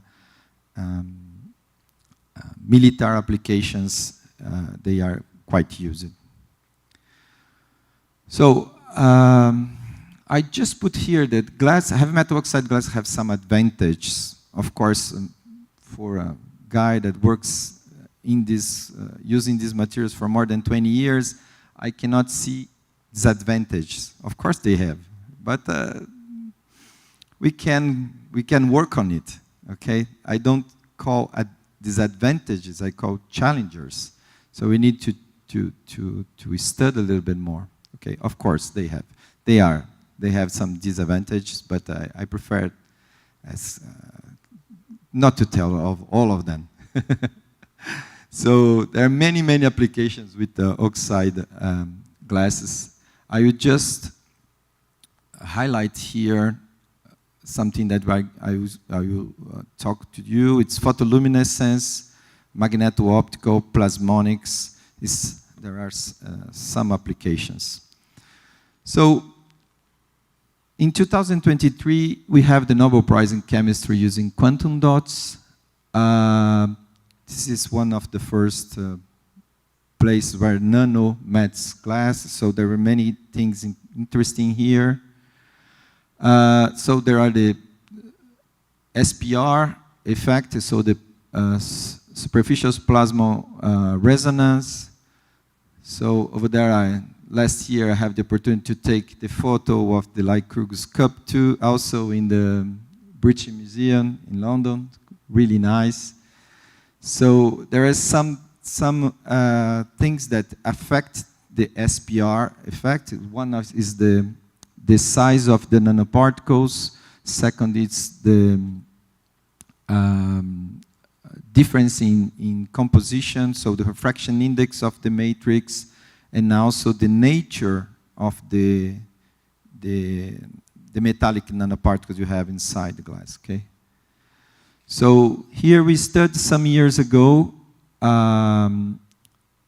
one composition. This is a fluorophosphate glass that contains silver. So by controlling the amount of silver during the synthesis, we can control the size of the nanoparticles. And with the size of the nanoparticles, if we measure the luminescence properties, we can obtain white light emission. Okay, there is no other hertz or transition metal inside. This is just a fact due to the presence of nanoparticles. So silver nanoparticles can emit white light. Of course, it will depend on the refraction index of your matrix, the color of your matrix, but you can obtain this. There is also another way to produce, to put nanoparticles inside the glass. We call that hybrid glasses. In hybrid glass, you prepare the nanoparticles before, not during the preparation of the glass. And then you prepare another glass. And then you mix them. And the nanoparticles must survive to the process of melting and stay into the glass after the melting and preparation. So for this, there are some tricks. We can protect your nanoparticle with, for example, a silica shell. And then depending on the composition of your glass, we can have this kind of materials. This can be very important because usually, for example, for magnetic nanoparticles, it's quite difficult to obtain a very complex metallic nanoparticles inside the glass by thermal treatment. But you can prepare these nanoparticles before and then try to incorporate them into the glass. So, and it works. We did use a phosphate glass. In this case, this is we call coacervate glasses. We prepare this glass from solution, and then we can melt them. So here is just transmission electron microscopy of the nanoparticles and the shell. This still remains, and they are into the glass. And this is iron oxide nanoparticles. Iron oxide nanoparticles. When you try to put iron oxide in the glass and obtain an oxide particle, your glass will become black, okay, due to the iron presence. And in this case, the glass is completely transparent and an uncolored glass. This is why it's possible. I just skipped this one. This is also, I would like to use something that Andrea told about the UVVs technique. In our lab, we develop a furnace that we can put inside the UVVs. And then you perform a thermal treatment in situ, and you can see the growth of metallic nanoparticles by during the thermal treatment. You can follow the increase in size and amount of nanoparticles in situ. So you can stop your process when you want, and you can determine the size of the sample, the size of the nanoparticle, so we can control this. So concerning the magneto-optical properties, I would just stop a little bit here in this slide. Magneto-optical properties is quite cool, let's say, application, because it allows us to have access to things that usually glass does not present, properties that glass does not present. When I talk about silica glass is quite known because it does not interact with the electric field. It's insensitive to magnetic changes or electric changes. Okay? This is one of the main properties of silica. What we did here is exactly the opposite. It's changed the glass composition, and now the glass composition is sensitive to magnetic field, for example. So it's a sensor for magnetic field. And we can go from very high fields, like magnetic fields, like Tesla, and we can go to very low fields, as micro Tesla, for example. And then we have a very big range of things that we can sensing in this direction. So this is the Faraday effect. This magneto-optical properties are based in Faraday effect. This is the change of the direction of the polarized light after it passed through a magnetic field. So I would just skip this. This is how we can increase this property. It's by increasing the amount of paramagnetic ions inside your composition. This is the main thing. And also, just here, the magneto-optical properties, this is the theta angle. It's the angle that lights will change. V, it's a constant, the Verde constant that is due to the properties of your material. B is the magnetic field, and L is the length of your sample. So we can change the angle by change the length of the sample. So if we pass from a piece of glass to an optical fiber, I can have a very huge gain in the sensitivity. So this is why we're interesting to, and just to show here some other, 3 minutes, Edgar, please. These are a new a methodology we are using now in our lab to obtain single crystals inside glasses. So we can, this is quite interesting because we have just one, it's not just one composition, but basically one composition where we change some specific atoms and we can obtain 3 different families of crystals and single crystals inside the glass. And using the methodology I told before, it's a supersaturated solution. So we put some hertz inside this glass, and depending on the amount of the hertz, it will separate phase when we are decreasing the temperature from the melting temperature. So by controlling this cooling rate, we obtain crystals like this one. One interesting thing here is it's independently of the ratio of the hertz you put inside the glass, we will find it inside the crystal. So we can prepare a very, very large amount of different crystals with completely different properties. So we pass from luminescence to magnetism for magneto-optical materials. So this is the most interesting thing here. Just to show some pictures. This is TGG, is the most used crystal in magneto-optical materials. The optical isolator I just highlight before for the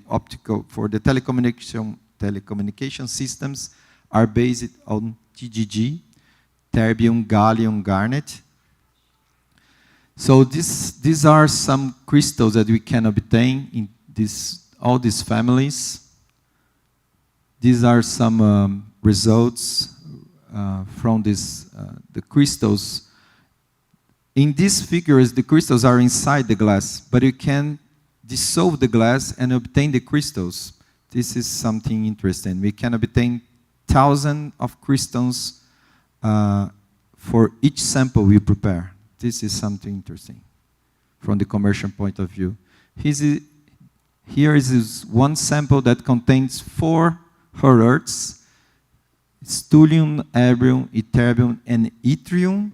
And by controlling the amount of each one, we can obtain white light emission by upconversion methodology. Sensors, this is something interesting because the TGG is also used in LIGO.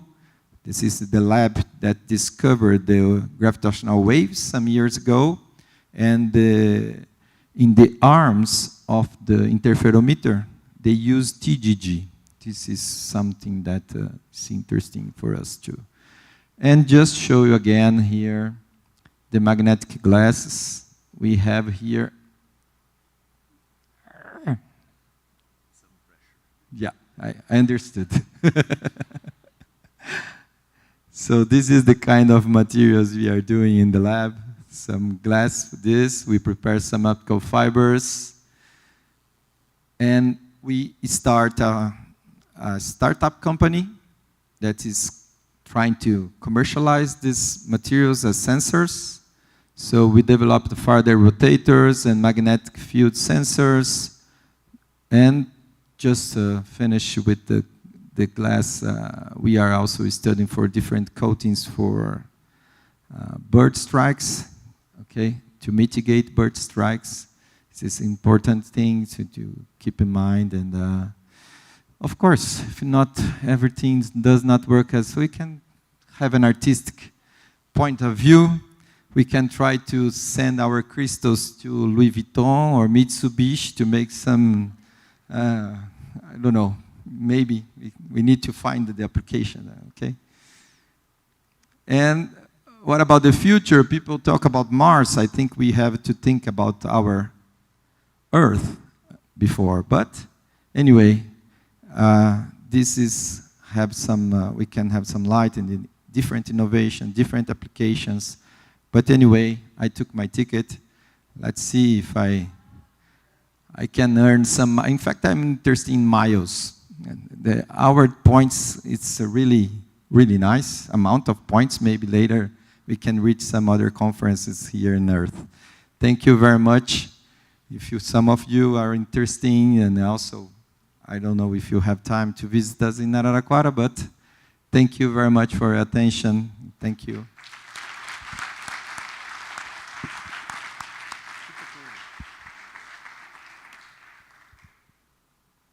And of course, later, during the lunchtime here, just before the lunchtime, you have some samples here. We can see some optical properties and also the magnetic properties of the samples, okay? Thank you, Marcelo. See, Professor Nalim has this unique feature of producing thin films, sol gel stuff, single crystals, nano glass ceramics, you name it. He is a chemist, but he should be an engineer. He's more a materials engineer, you know, producing sophisticated materials, which is a very, very important feature in this field. Anyway, we have a very short time for questions. Marcio, here.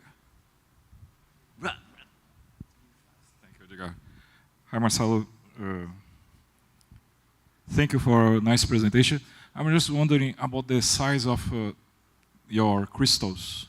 Microcrystals. Microcrystals. Between 10 and 70 microns. Okay, okay. They are big.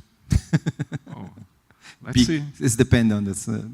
It's big for nano, but smaller for. Thank you. Also, he did not show, but some of his glass ceramics are perfectly organized, like a photonic glass ceramic, you know, a meta material. The crystals are perfectly organized. Please try to find one of the micrographs, Marcelo. Hello, Marcelo. Nice talk. And I would ask you to show another. Just here, slide. Edgar. This is a result with the crystals on the surface of the glass. Yeah. And this is a result of Abbe. This is over there. Okay. You showed very in the beginning some fibers that they are made of hollow tubes and they have special purposes. Can you give us one example of such a purpose? In jets, for example, to the pilot determine the position of the plane after do some acrobacies. They must know if they are like this or like this. The name of this is the special device is Gyroscopes. gyroscopes. And to obtain very precise gyroscopes, you use this kind of fibers, for example. Okay, so in the beginning of 20s, we here in Brazil, the government was interested to study this because our planes come from the United States, and the United States did not sell again. If some gyroscope was broken, we cannot replace them, so we cannot use them in the planes. So we start to develop here some studies about this to obtain this kind of materials. But there are many, many other applications. You can just confine just one wavelength inside using other physical properties of these geometries. So thank you very much, Marcelo Just a question and Andrea. Very, very short then. Okay, one or two.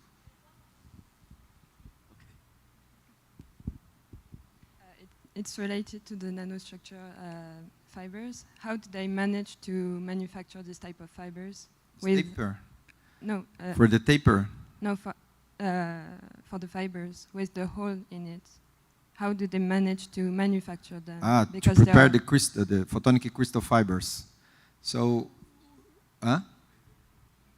sorry, again, the question. For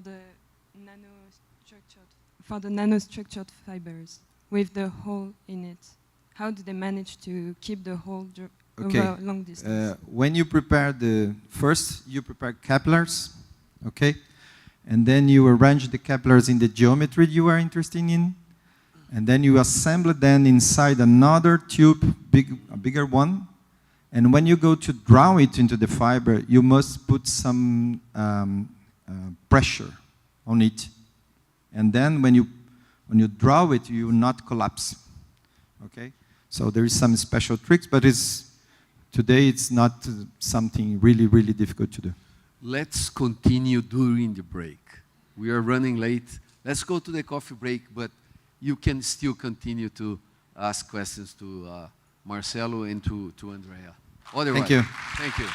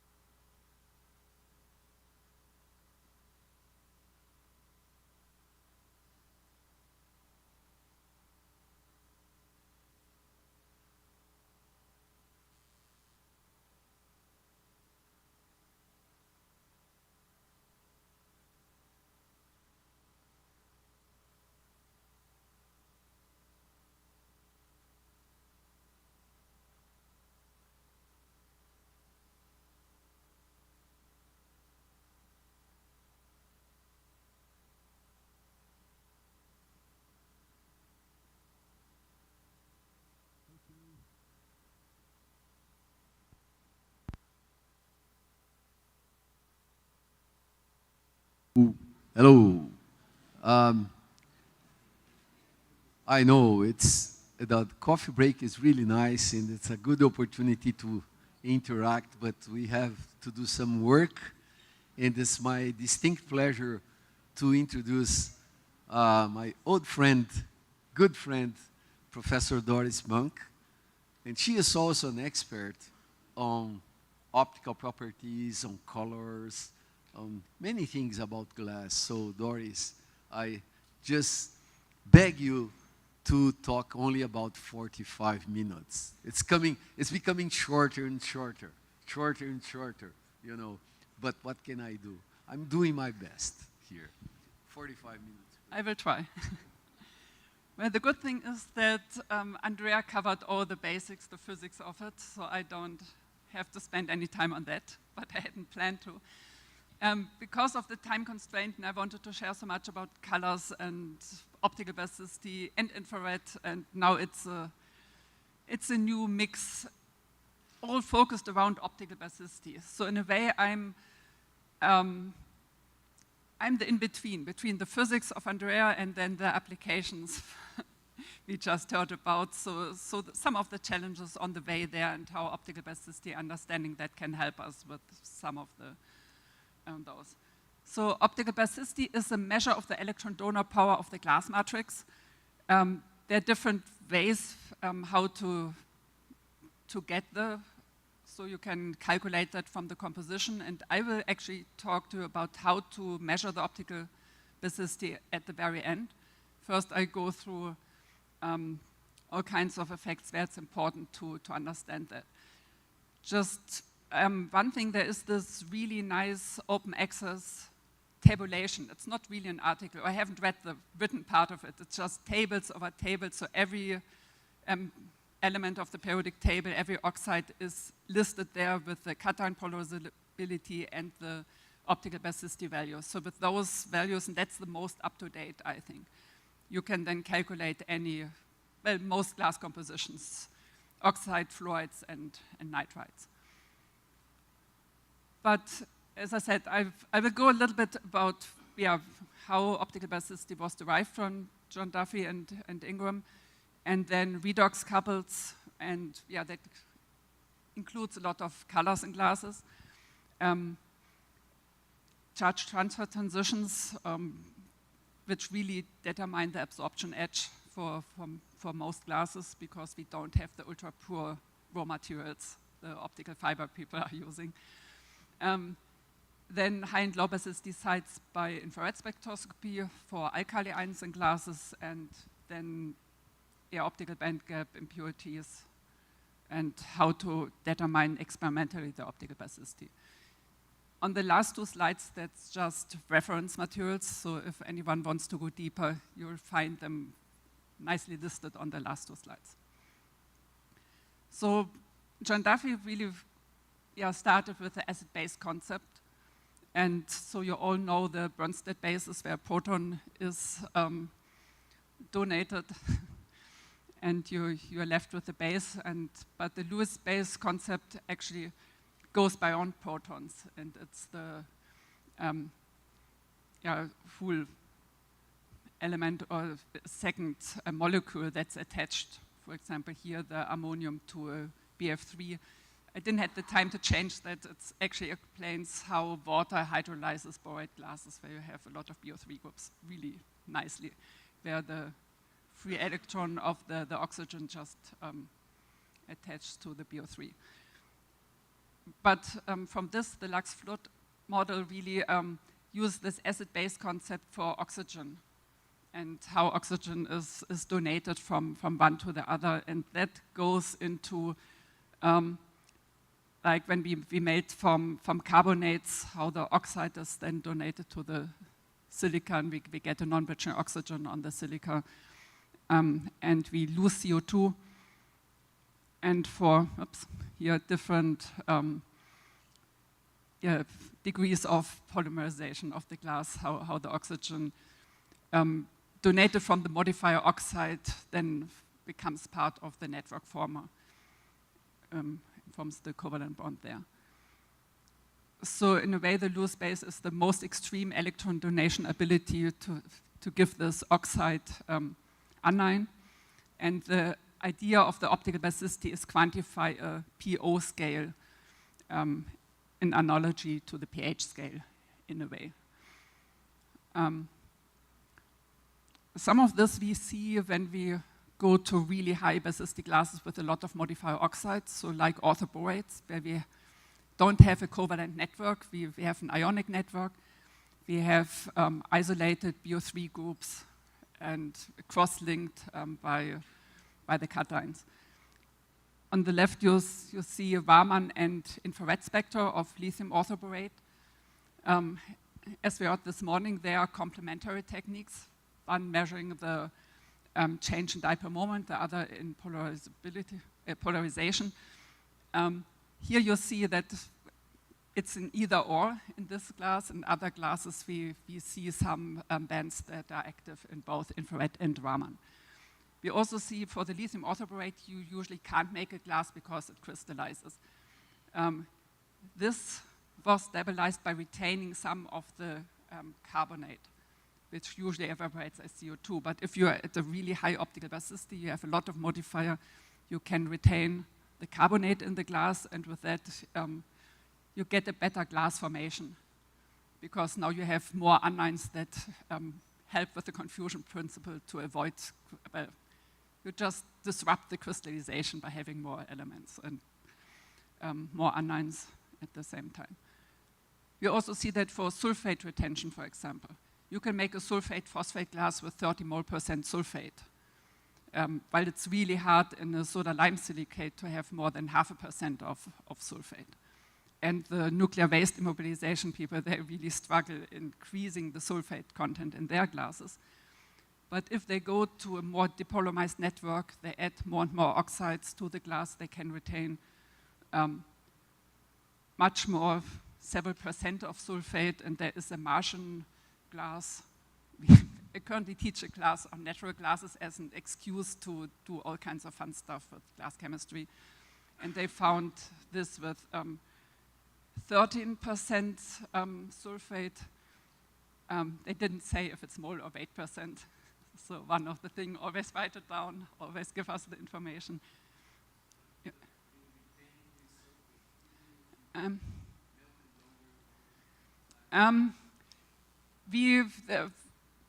I have students who melted it, it makes a glass. We haven't done the sulfate analysis of that one. But this is the amorphous one, it's published with the sulfate. So we have to see, but it has a low silica concentration, and I don't know if the iron is 2+ or 3+, so what role it has there. Iron is definitely has a higher basicity than some other modifiers, so we have to see how much is really there. John McCloy gave a talk at ICG on sulfur retention. He got to higher values than here, but that's not published yet. But generally, the higher the optical basicity, the oxygen donor capability, it's easier to retain some of these sulfates and carbonates than you usually see in silicate glasses. So classically, if you have a high field strength cation, so small radius, high charge, you have a very low optical basicity. So the traditional network former silica borate phosphates, they are all around 0.4, 0.5. Once you go to the modifier oxides, you have optical basicities close to 1 or higher. Calcium oxide, that's the arbitrary set at 1. So that's just as John Duffy and Ingram did the set of the scale. So they started with probe 1 and compared the frequency to that in calcium oxide, which was set as 1. Because we get a higher optical basicity if we add more modifier, we always have the correlation that we have a more depolarized network, more non-batching oxygen for glasses with a higher optical basicity. However, that's correlation and not causation. So it's not the non-batching oxygen that give us the high basicity, it's the high polarizability of these, of the cations that go with the modifier oxides. For example, if you take a telluride glass or antimonite glass and then modify that with lithium oxide, you might get to a lower optical basicity as you depolarize the network. And those glasses aren't that easy to make, so I haven't seen too many optical basicity studies on that effect. But just, yeah, not every correlation is a causation. Yeah, and we heard already the importance of crucibles, and we see the higher the optical basicity, the more aggressive our melts are against any crucible. For example, our cesium metasilicate glass, if that's at room temperature in a quartz cuvette, it will eat into the cuvette, even at room temperature. And generally, the higher our melting temperature, the longer the melting times, the more aggressive, and the more of the crucible is dissolved. And we see that silica dissolution in phosphates or antimonite glass, niobium dissolution from niobium crucibles into bioglasses, where the viscosity actually is really important to see how much of the niobium is distributed throughout the glass or if it's just in the outside of and the surface in the interaction between the melt and the crucible. Platinum rhodium ions get dissolved and have a huge optical effect in glasses. This is a clay crucible. It's not our group. Our group knows how to consider the melting temperature before melting that. It's another group trying without looking into the constraints of crucible stability. But you see that a lot of clay crucible is dissolved here, and we can actually melt a pure bismuth oxide, well, pure glass. We put bismuth oxide powder in the clay crucible and we get a glass, but we dissolve so much clay crucible that it stabilizes the glass. And this is an example from Naya Tagyara, melting telluride glasses in aluminum oxide, and you see the difference in the spectra. So there's a couple percent aluminum oxide dissolved. It creates non-Birchner oxygen, increases the TG by 70, 90 degrees Celsius because aluminum 3+ is such a good cross-linker. Yeah, another big important, well, actually an incentive for John Duffy to start looking into optical basicity was the redox reactions and the coming from slags and vitrification of slags. So usually the higher the optical basicity, the higher oxidation state is stabilized. And these are all equations, and there is, if you know the optical basicity of your matrix, you can calculate for silicate melts at 1400 degrees what the equilibrium redox state would be. Kappa is the only one that has a negative slope. Somehow the reduced species being more stable at higher temperature, but for all the others, at higher optical basicity, it's the higher oxidation state.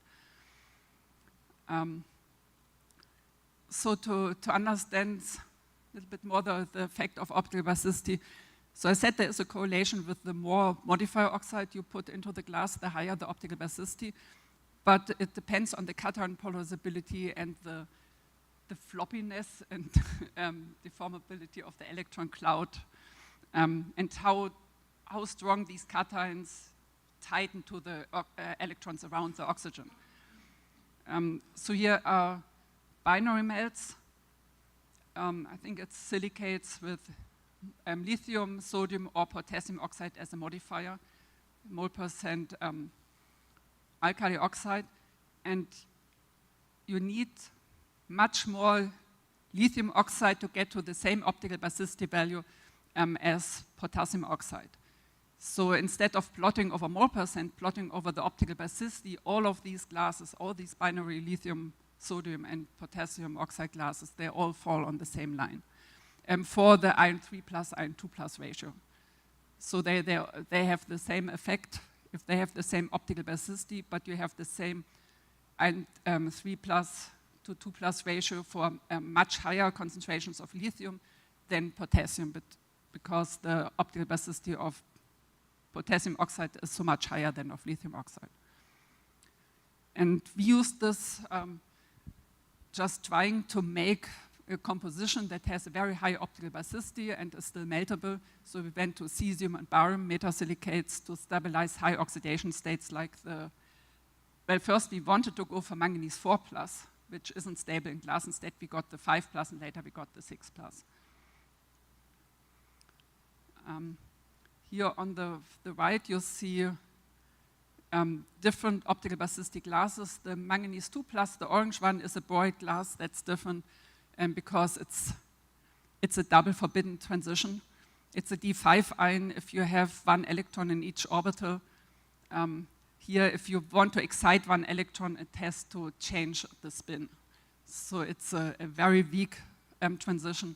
And the glass you see here, that's 50 mole% manganese oxide, 50 mole% B2O3, melted without contact to the atmosphere, so nothing was oxidized, so we get this super weak orange band here. If we go to soda lime with the window glass, we get manganese 3+, and then with the cesium barium silicate glasses, the higher the optical basicity, so from 0.57 to 0.8, we get 3+ and then 5+. We skip the 4+. You also see that here is a charge transfer transition that's moving into the visible. The higher the oxidation state, the higher we get this shift in the absorption edge. It's only 0.3% manganese dopant, or sometimes we go lower. So it's the dopant that defines our absorption edge rather than the intrinsic band gap of the glass. Going back to the intensity, here it's cobalt-doped glass with a very low optical basicity.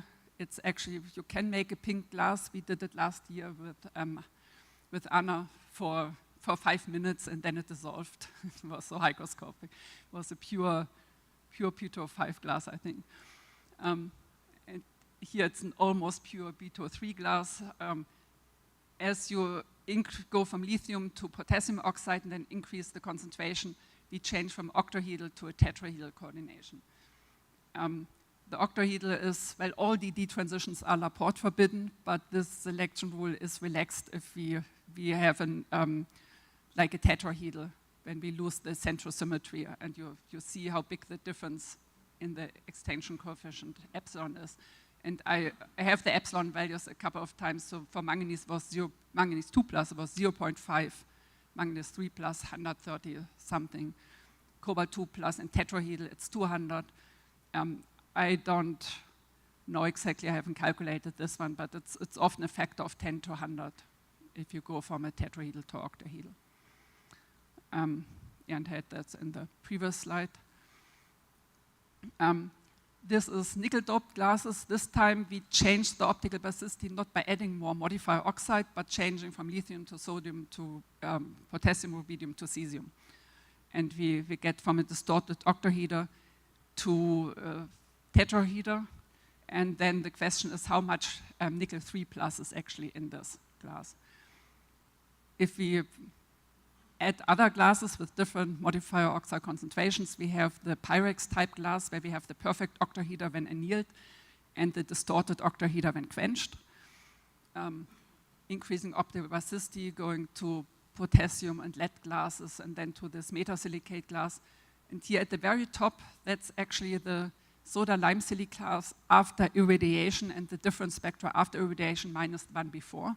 So we know we photo-oxidize nickel 2+ to 3+, and now we can kind of compare the 3+. So this one's probably a mix of tetrahedral 2+ and 3+. And the higher the optical basicity, the more we stabilize the smaller coordination number and the higher oxidation state.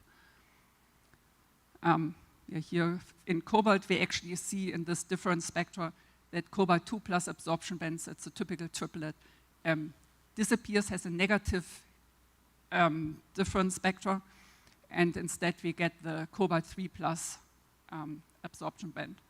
I think that's a charge transfer transition because it's very intense, so it's totally allowed. The epsilon values are up to 10,000 or something. So on the right, it's an example of a Pyrex type glass, where the higher the fictive temperature, the more tetrahedral signals we have, while usually it's the octahedral. well annealed, it's the octahedra, but we get this typical triplet split at high fictive temperature, high melting temperature, and rapid quenching to room temperature. And together with this increased tetrahedral cobalt-2+, we also get the charge transfer event of cobalt-3+. And the blue one, it's a quenched glass, but now we added like 1% of powdered sugar to reduce the 3+ to the 2+. So this band totally disappears, but we still have the tetrahedral cobalt-2+, which is not affected by redox conditions. So that shows also, yeah, glass isn't, we are not always in equilibrium. So if with irradiation we get the unusual oxidation states, with temperature we can get to a different oxidation state. This is a 1 sodium metaphosphate, sodium strontium metaphosphate composition. If we melt it under oxygen bubbling, we have molybdenum 6+ only. If we melt it under air, we have the molybdenum 5+. If we melt with a little bit of added sugar, we get the 4+. If we are more reducing, melting under argon in a graphite crucible, we get molybdenum 3+. So the oxygen partial pressure can help us to force in one or the other direction. And of course, with the sugar, if we melt 6 more hours, it will be burned off and we go back to the equilibrium state at the normal air.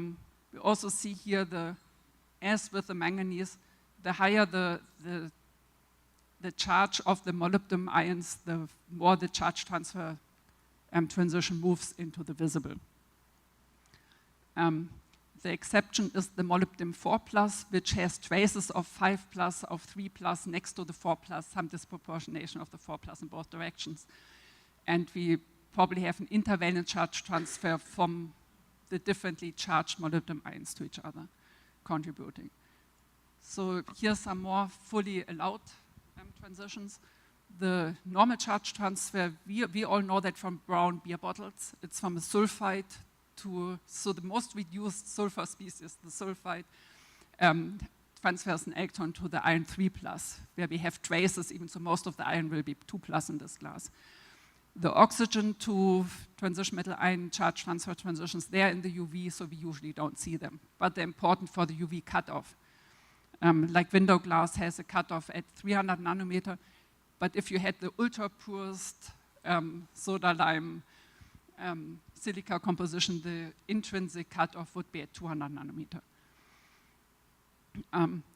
The intervalence charge transfer, that's if you have enough dopants that 2 cations are so close to each other, multivalent cations, that they can transfer 1 electron from one to the other. You all know the black obsidian. This is a fun thing. It's 3 sulfur atoms sharing 1 excess electron. It's actually the colorant in lapis lazuli. And we can make it in glass, but we have to be super reducing low basicity glass. So Jacob did a lot of experiments on that one, if you have more questions on the glassy lapis lazuli. And with the excess electron, it gives an EPR spectrum at fluorescence, so it's a really nice teaching material.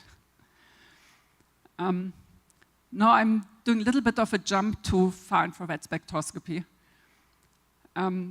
So if you have a good infrared spectrometer, which is much more expensive than the normal lab ones, but one that allows you to measure all the way down to 50 centimeter -1 or something, then you can measure the cation motion bands and get the frequency of the sodium ion against the network.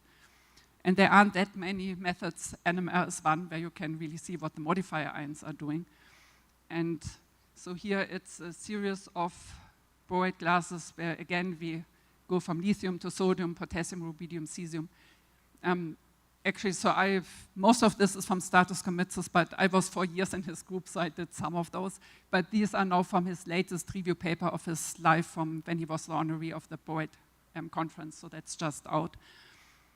And since we talked about the band filtering yesterday, if in infrared you don't have the overlap of BO3 and BO4 as you have in Raman spectroscopy, which is really nice for quantification. And you can either go and try to do the fitting, or you can do the easy area normalization.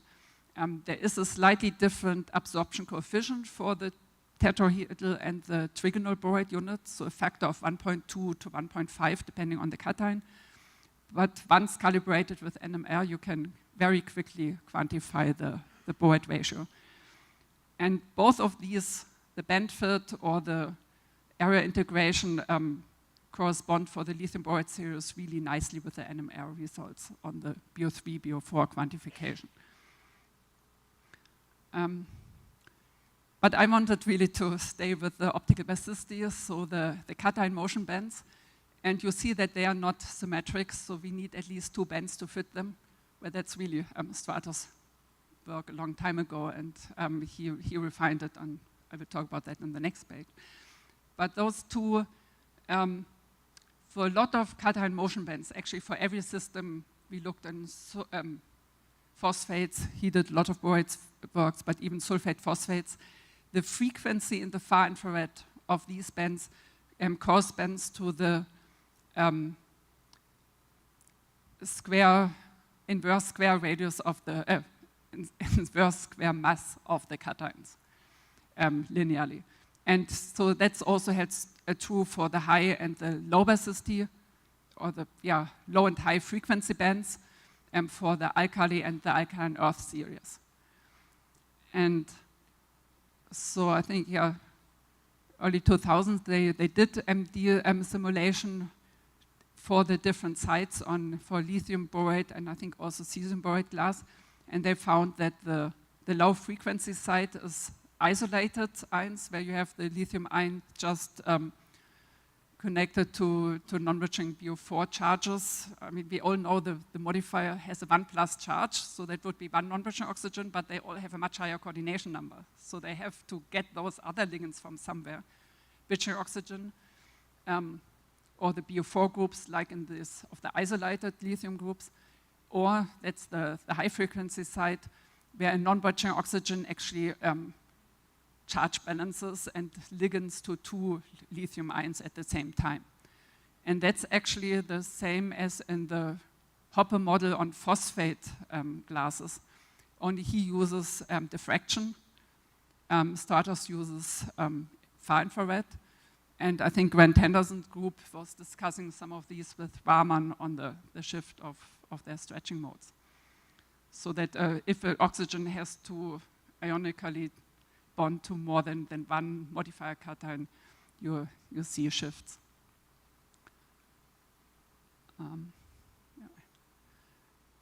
And this was the work where I was actually involved. So I did the non-alkaline earth, I did the lead, zinc, manganese metaboroid glasses.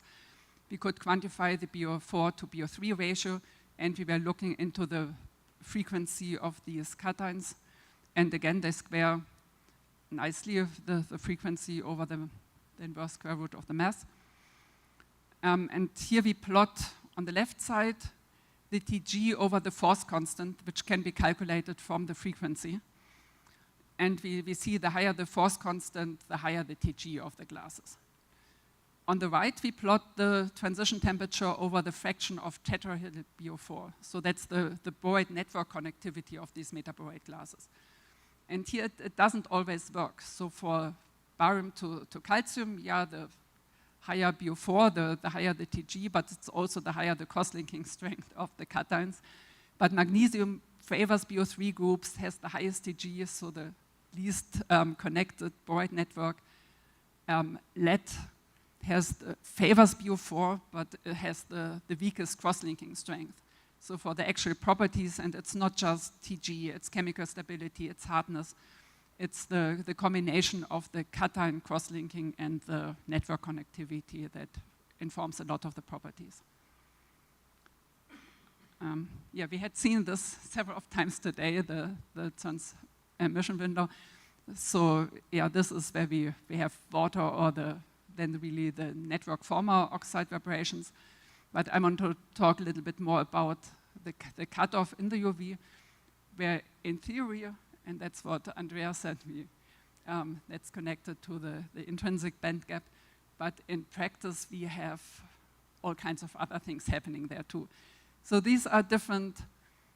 This is a lithium aluminoborosilicate glass where magnesium was exchanged for barium. And the more magnesium we have, the more you had higher energies with the cutoff, the more barium, the more polarizable, the more it shifted to the visible. Here it's a lithium bismuth borate glass where bismuth replaces B2O3. The more bismuth, the more the UV edge shifted into the visible so much that the glass appears yellow and then orange. The more bismuth, the higher the refractive index, the higher the reflectance from the sample, the higher the background in the optical spectra. Though we do have contributions from the just coloring from different bismuth species, intervalent charge transfer transitions, and possible crucible dissolution. Here it's a telluride glass, highest polarizability, highest cutoff, well, lowest energy cutoff, and highest reflectance, then window glass, and then a fluoroaluminate glass. So fluorides are not very polarizable, and if you have not heavy metal elements, but aluminates, you can get to a better transmission window than pure silica, as long as you use high purity raw materials. So the problem is that we usually don't have these pure raw materials. And we have all kinds of impurities. If you run EPR spectrum on any glass, you will usually see a manganese signal in EPR because there is a couple of ppm of manganese or iron. So here, for example, you see how far that wasn't that blurry on my screen. Anyway, that's a fluoride phosphate glass without iron or really just 1 ppm or something. And then 20, 100, 200 ppm of iron, and you see how much the absorption edge shifts into the visible. And normal window glass has a lot of iron. You're fighting with a niobium oxide with different iron between 5 and 260 ppm. And it's not just iron, it's copper, it's lead, it's manganese. They all have charge transfer transitions, and that are the fully allowed transitions. So they just change what's going on there. So in the end, all the papers that do Taug plots, they measure the impurities rather than the intrinsic band gap. I'm stuck.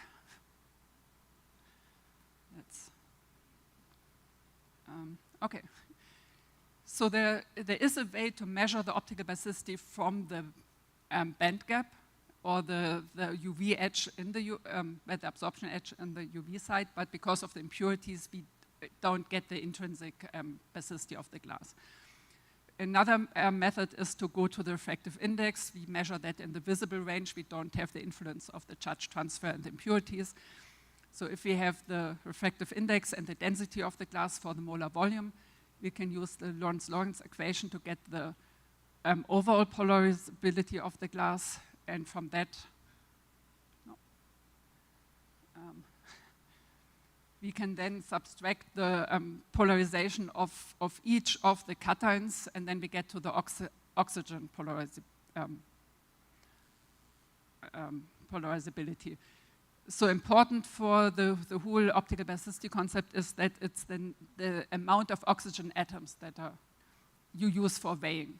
So here you subtract from the average polarizability all the cation polarizabilities, and then divide by all the oxygen in the network. So for silicon dioxide, you need to consider the silica mole percent twice. For P2O5, 5 times. We can use the table from Rodriguez and McCloy I showed on the very first slide for the calculations, and if we divide the value by 2, we get the value for fluoride. By 3½ we get the value for nitride. So they are isoelectronic, the F-, O2-, and 3-. So we can calculate the basicity for not only for oxide glasses, but for many more. For the theoretical basicity, we take the oxygen equivalent fraction. As I said, for P2O5, we have to consider the mole percent 5 times. John Duffy is writes really beautiful how to do that, has examples in his paper, so it's easy to know how to do it right, but I see too many papers, they just go by mole percent for weighing, not reading the papers. And there are a lot of old values out because John Duffy changed the values as more glasses had been measured, and he went from the probe ions to refractive index measurements. So yeah, McCloy has all the values in one place, so that's really nice to go with. Dimitrov added a lot of refractive index values. They are also listed in the McCloy table. So the McCloy, in this first I showed, it gives values in the literature and then suggests the best one to use. And sometimes you get different values for aluminum oxide and if the aluminum is tetrahedral or octahedral coordinated, for example. So original John Duffy used probe ions, the shift of the SP transition for lead in calcium oxide relative to the free lead ion relative to your glass matrix. And so if you have a calcium, the electron cloud around the oxygen is very weakly bonded and very fluffy and can donate and can deform, where in the P2O5, the P5 plus really bonds tightly to all the electrons from the oxygen, so that is the acidic glass that don't donate, and you don't see as much of a shift of the lead ion. The problem is the lead SP transition is around 200, 220 nanometer. A lot of glasses are not transparent there, so you can't use a probe ion. But what you can use is manganese 2 plus. That's a maximum at 420. This is a forbidden transition. So, but with fluorescence, you see that even if you have a lot of manganese 3 plus in the glass, if you take the excitation peak, this transition of this very narrow band is to an excited state that is independent of the ligand field strength. So it doesn't matter if you go from a tetrahedral to octahedral, if you change the ligands so much. So it's only the deformation of the electron cloud, the nephelauxetic effect, that you see small changes in this position, and that can be related directly to the optical basicity. So here's the frequency of the manganese band over optical basicity, and the calculated and here the side basicity plotted over the calculated optical basicity. So we see that with probe ions and also with lead, we always have a higher optical basicity because the dopants selectively look for the high basicity sites mostly. They want the non-bridging oxygen. And that's where we have this effect of micro basicity rather than the average basicity. If you want to see what a dopant will be doing in the glass, then the micro basicity is a very helpful tool. So I don't think it's inferior to the average basicity. But for a lot of other properties, the average one is the one you're interested in. So going experimentally with a refractive index and density, you are better off. Similar example, the manganese compared to the refractive index measurement, which coincides with the theoretical basicity. So the manganese are the stars, and the other two are the average basicity calculated or from the refractive index. Now coming back to the antimony glass, where the antimony oxide, the network former, has a higher optical basicity than the sodium oxide. The difference isn't huge. But now we should see the opposite effect if we go by the average basicity.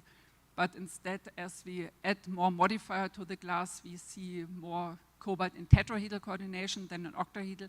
And this is exactly the effect of these microbasicities, that the cobalt ions go to the non-bridging oxygen on the antimony and rather reflect that than the average basicity of the glass.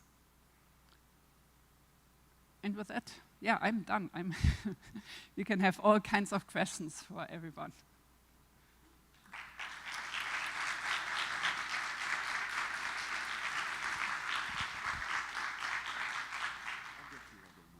Okay.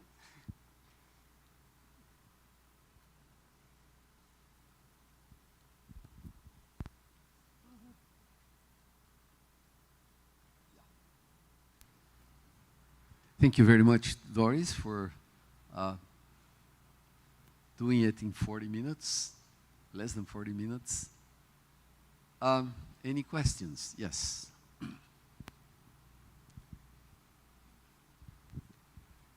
First of all, thank you for the presentation. I have a question. It's a bit curious, but I want to get your insight on this. So I work in a company that also produces glass containers. And when we want to get a darker color glass bottle, we usually try to get a more reducing environment in the furnace and have more iron 2+ in the structure. And when we want to get a more higher oxidation state, we generally try to get a more oxidizing environment in the furnace. But in a recent article that I read, I know it's from an Indian scientist called Ashish Kumar Mandal, and his study says when he uses microwave melting, he has more iron 2 in the structure, and it's more reducing the environment, but the color he has is so much lighter. So this is really confusing to me. I mean, maybe this is because of the composition he uses, because he works with phosphate glass systems, as opposed to we are working with soda lime silicate. And also, again, with another article from Spanish researchers, I don't remember their names, but again, when they work with microwave melting, they get a more reducing environment, but they obtain lighter glasses. Do you know how that works? I try to understand and I try to ask it to the writers, but I couldn't get a satisfying answer, and I'm really curious about that. Well, one reason might be that the redox condition will be different if you have a gas-fired furnace or an electronic furnace with the oxygen atmosphere, or I don't know what's the atmosphere over the microwave. Also is with the gas-fired, you usually have sulfide introduced from the fuel. And it's the charge for the brown beer bottles, it's this charge transfer, the totally allowed transition from the sulfide to the iron 3+. Even so most of your iron is 2+. If you don't have any sulfur present, then you would only see the blue from the iron 2+ under the same reducing conditions. If you go all oxidizing and you only have iron 3+ but no sulfur, then you have a very weak yellow color because it's the same double forbidden D5 ion as manganese 2+. Could you say the last part? I couldn't hear it, I'm sorry. The iron 3+ is a D5 ion, so it's a double forbidden transition. So the iron 3+ transition probability, molar extinction coefficient is around 3 to 5 for the 3+, but it's 30 to 50 for 2+. So the light change of the redox ratio from the 2 and the 3 is much more pronounced on the blue side. And you won't see the yellow effect because it's so weak and so narrow bands.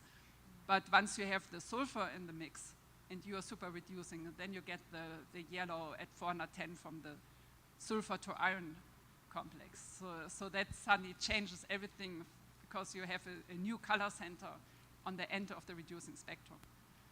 Okay, thank you. Any other question? Yes, here.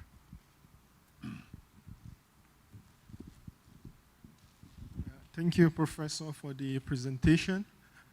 My question is with regards to the table where you show the optical basicity. So where you show iron 3 is more stabilized.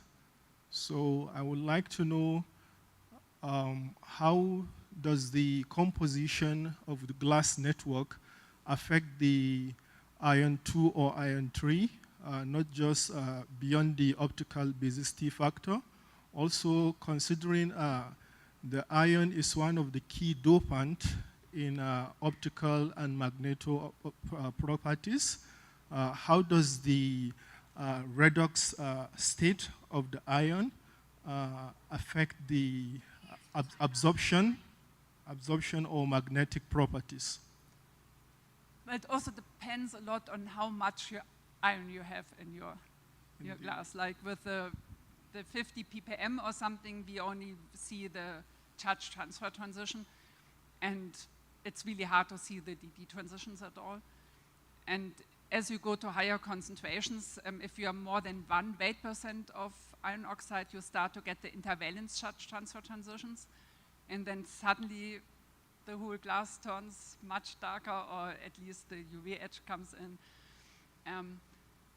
And then yeah, in glass we are not always in the equilibrium, so we can force even against the glass matrix by changing the oxygen partial pressure or just adding sugar to your batch. We use powdered sugar to change the redox equilibrium quite a bit. And then, or we made with nitrates as a raw material just to be as oxidizing as we can if we really want to force the high oxidation state. So we are not limited by the composition. We can still twist and tweak and play with the glasses. Thank you for the insight. Okay, thanks very much again. Doris, let's move on because it's already 11:15. It's finished. Okay. The next speaker will be Professor Oscar Paito.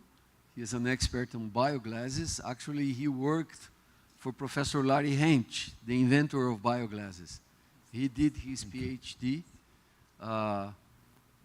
partially with Professor Larry Hench, so he has been working for many years with bioglasses, and he has invited a postdoctoral researcher, Claudia, who is here, because she has been working for some years on bioglasses. And as a surprise, we have a medical doctor, Dr. Simone, who kindly agreed to briefly explain how she did clinical tests. You know, for all types of biomaterials, you do your lab work, then you have to do, you do animal testing, and finally, to bring the product into the market, you need to do clinical tests with humans.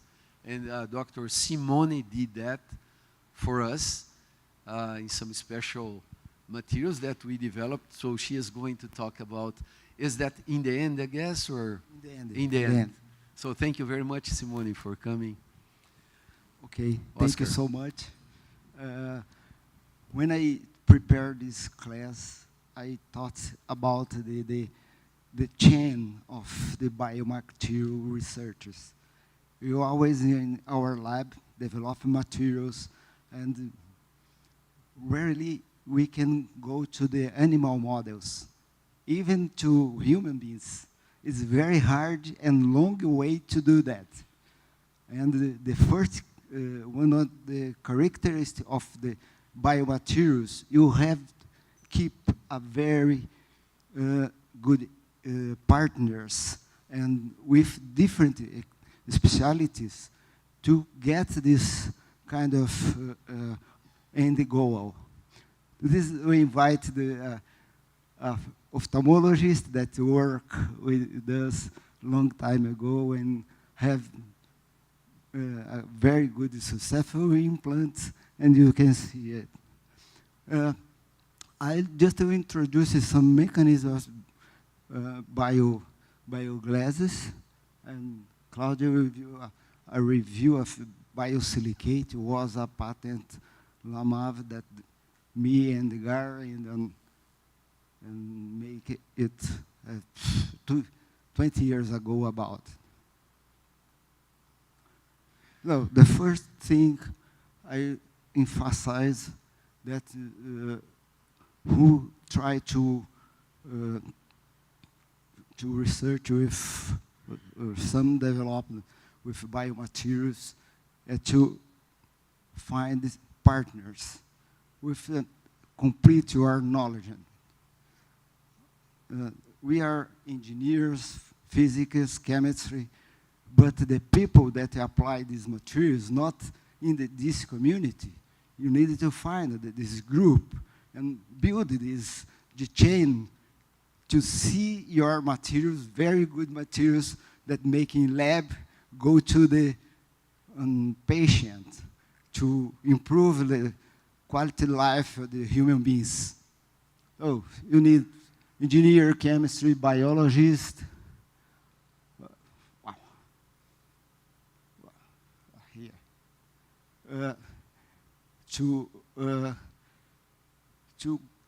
To find the final in humans being. This is chain It's not easy to build, and it's so long time to find the people, to convince them to work with you.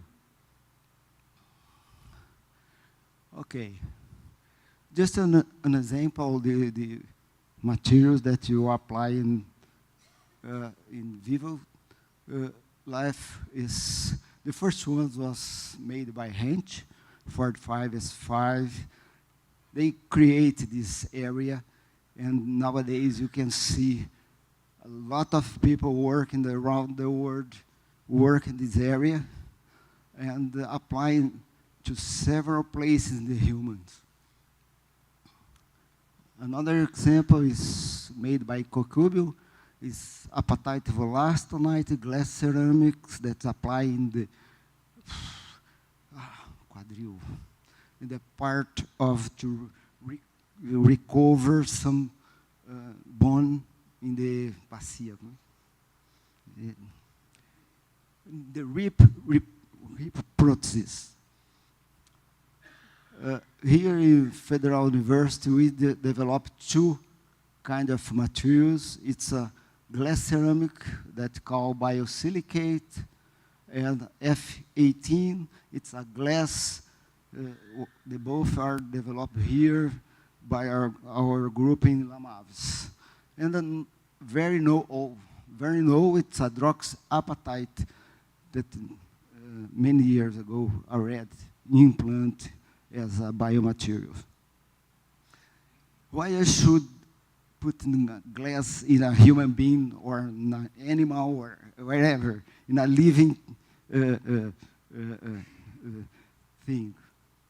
First, the main properties is control the solubility. And the glass can do that. You can produce glass with very soluble or insoluble, just controlled by chemical composition. If you change the chemical composition, you can lead like a window glass or completely soluble that you put in your desk, and a few days after that, you are being dissolved by environment. That's the main property of the glass, that you can produce the three main class of biomaterials. Oh. Wow. Bioinert, they are chemical resistant, very chemical resistant. When you implant in a human being or in an animal, you see a fibril capsules are produced, and no interaction with the living tissues. They just, the body doesn't make any damage to the body. Partial soluble, this is most interesting, because there is some interactions with the living tissues and make an interface between the materials and the living tissues. And completely soluble. That give us the possibility to have resourceable materials. So you can see practically all the class of biomaterials with the glasses. This is a figure was made by Hencha a lot of years ago, and show the composition between silicon, calcium, and sodium, and considering 6% of phosphorus. You see the middle range is the partial soluble glass that called bioactivity, because the interaction, the ions with the living tissues give your reactions. These interactions goes to an attachment between the bone or soft tissues in materials. Here, high silica content, you see the inert, the second class, or reversible here, low calcium, but high silica and sodium. You see the three kinds of possibilities that you can make glass different chemical durabilities. And another thing important, how much time implant or materials takes to link or with a bond. This made IB, Bioactivity Index, proposed by Hench. They give an idea about the time to get 50% of the surface of material can be linked to the tissues. In the highest IB you see by the 45S5s is 12, meaning that in few days you can see 45S5 can be linked to the living tissues. So here it has an idea about this number of the bioactivity index, 12.5, hydroxyapatite 3.1, and alumina is bioinert materials. So it's very fast to see these materials makes interface between the material and the living tissues. How they do that? How can the materials, synthetic materials, can make some very high resistance interface? By the first stage is an ion exchange in the surface. The materials that you see go to sodium to solution, calcium, a partial solubility, and the fluid give to the surface hydrogen. When you go to that, the OH in solution increase the pH in the interface. So if the pH goes to 9 or upper 9, you see some break the silicon structure and make it goes to the solution, and a part of the silicon that was the surface delivery on the material. But for the biomaterials, bioglasses, this is stage 2. Even to pH neutral, it happens. If you put a sample of 45S5 in the neutral solution, you can see the second stage. The window glass doesn't happen this one. You need to go to high pH to see this kind of solution. The third stage that happens is the silicon in the surface OH. Oh. Wow. Okay. The silicon OH surface repolymerized makes some a net regeneration or sol gel thin film in the surface of this kind of material, the biomaterials. And the phosphorus or the calcium that you have in your body solution go to the surface that you have silicone OH, it can be form a rich layer of calcium and phosphate film. Initially, they are amorphous calcium phosphate. When you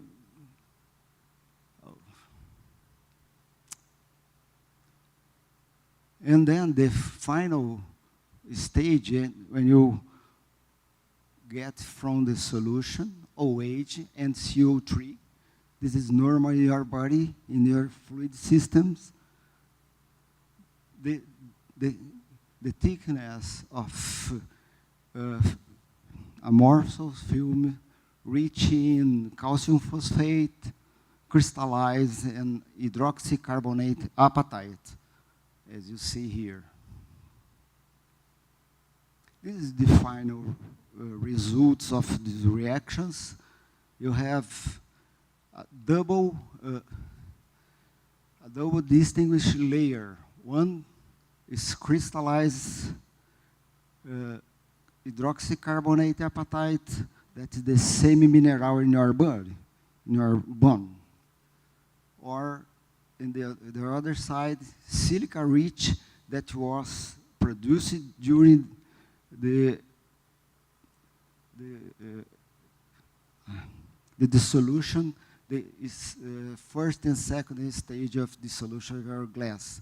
This is the result, the double distinguished layer that possible to link the materials and your living tissues.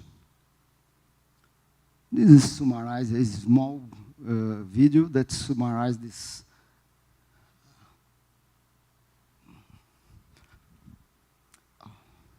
Oh my God.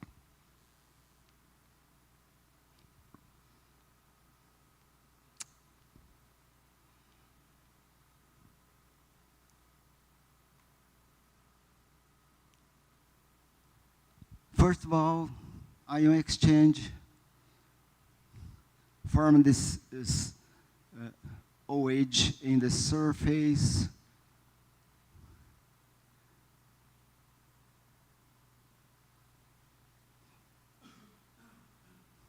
The OH will be polymerized, make the silicon gel layer.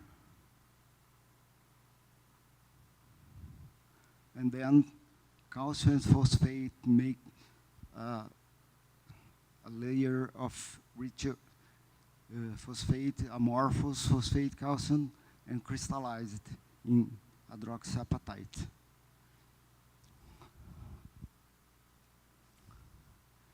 So this is mechanism. You can split with the several materials.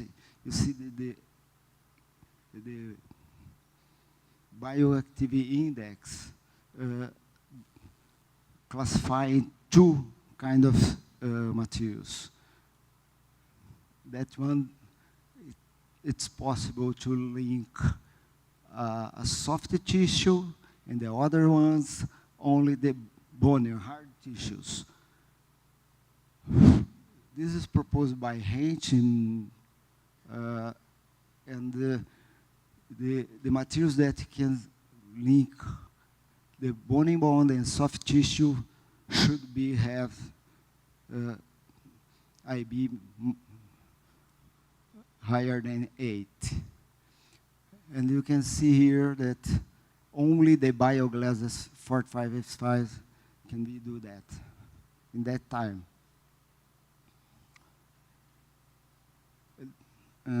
Another thing is the thickness of the layer that formed during that reactions. We can see the Bio 45S5 is bigger than the another ones, commercial glass ceramics and another biomaterials. Another property very important is elastic modulus, because if you look on this picture, we can see here is cortical bond and cancellous bonds. The elastic model is very low compared with the most of biomaterials used in commercial way. The most closer is Bioglass 45S5 that does not induce stress shielding in interface. That means you dissolve the interface. If you have stress shielding, the interface go out and your implant is lost.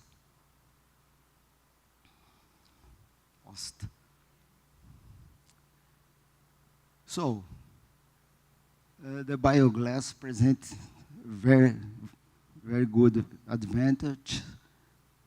Only the mechanical property is not enough yet to find in very like load-bearing applications.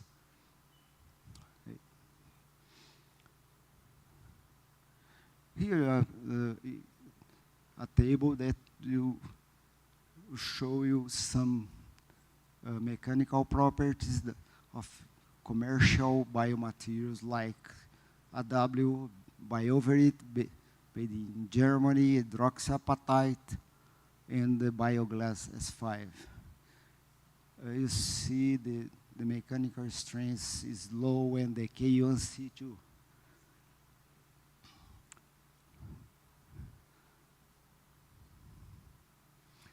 Another thing very important when you work with this area is you need to know which kind of fracture you have when you implant in the bone. You have two possibilities: inside the bone, inside the material, or the interface. In the case of Bioglass 45S5, the interface is more resistant than the materials. So the weak part is the synthetic materials.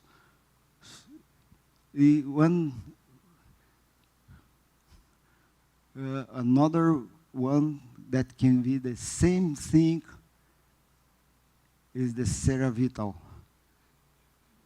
The material has lower resistance.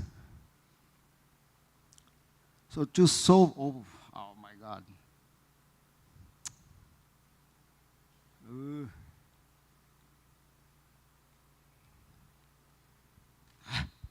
To solve this problem, the proper mechanical properties, we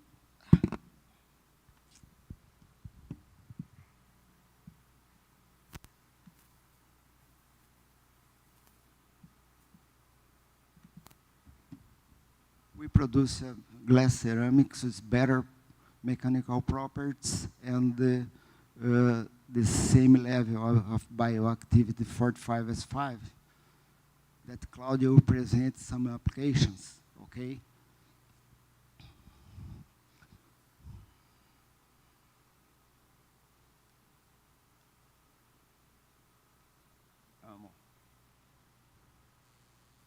Não, tá indo. This summarizes some properties of several materials in the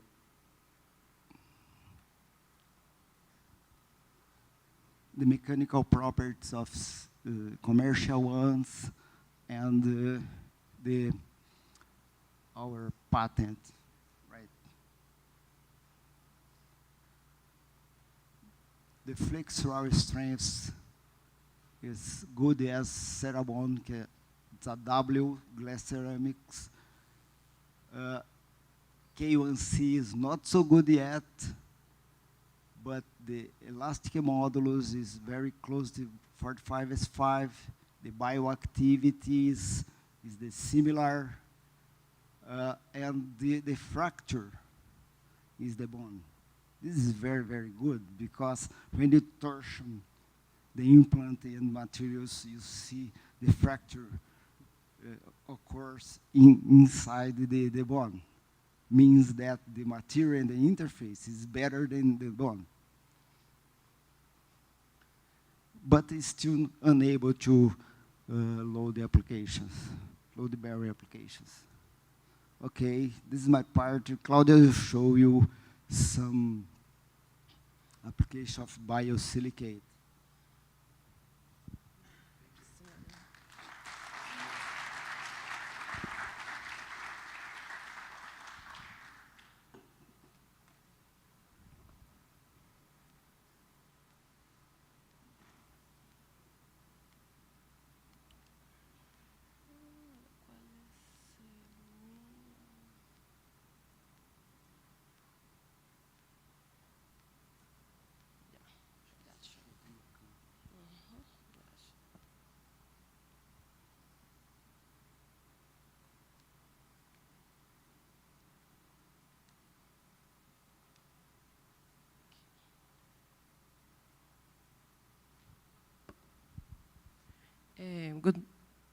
Good morning. My name is Claudia.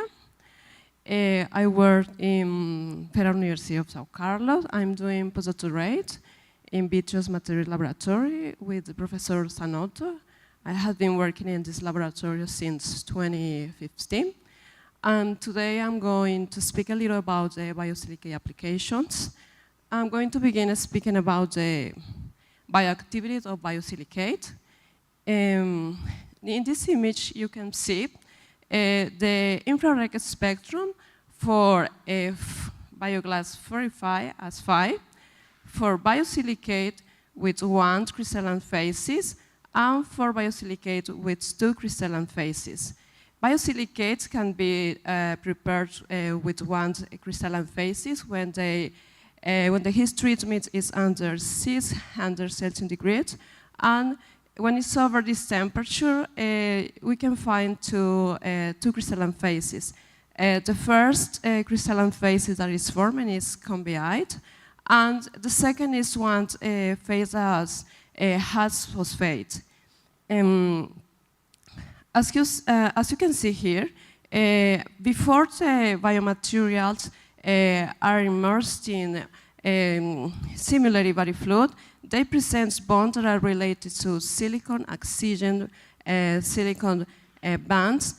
And after 1 hour, our biomaterial is in contact with the simulated body fluid. They begin to form one amorphous layer of calcium phosphate.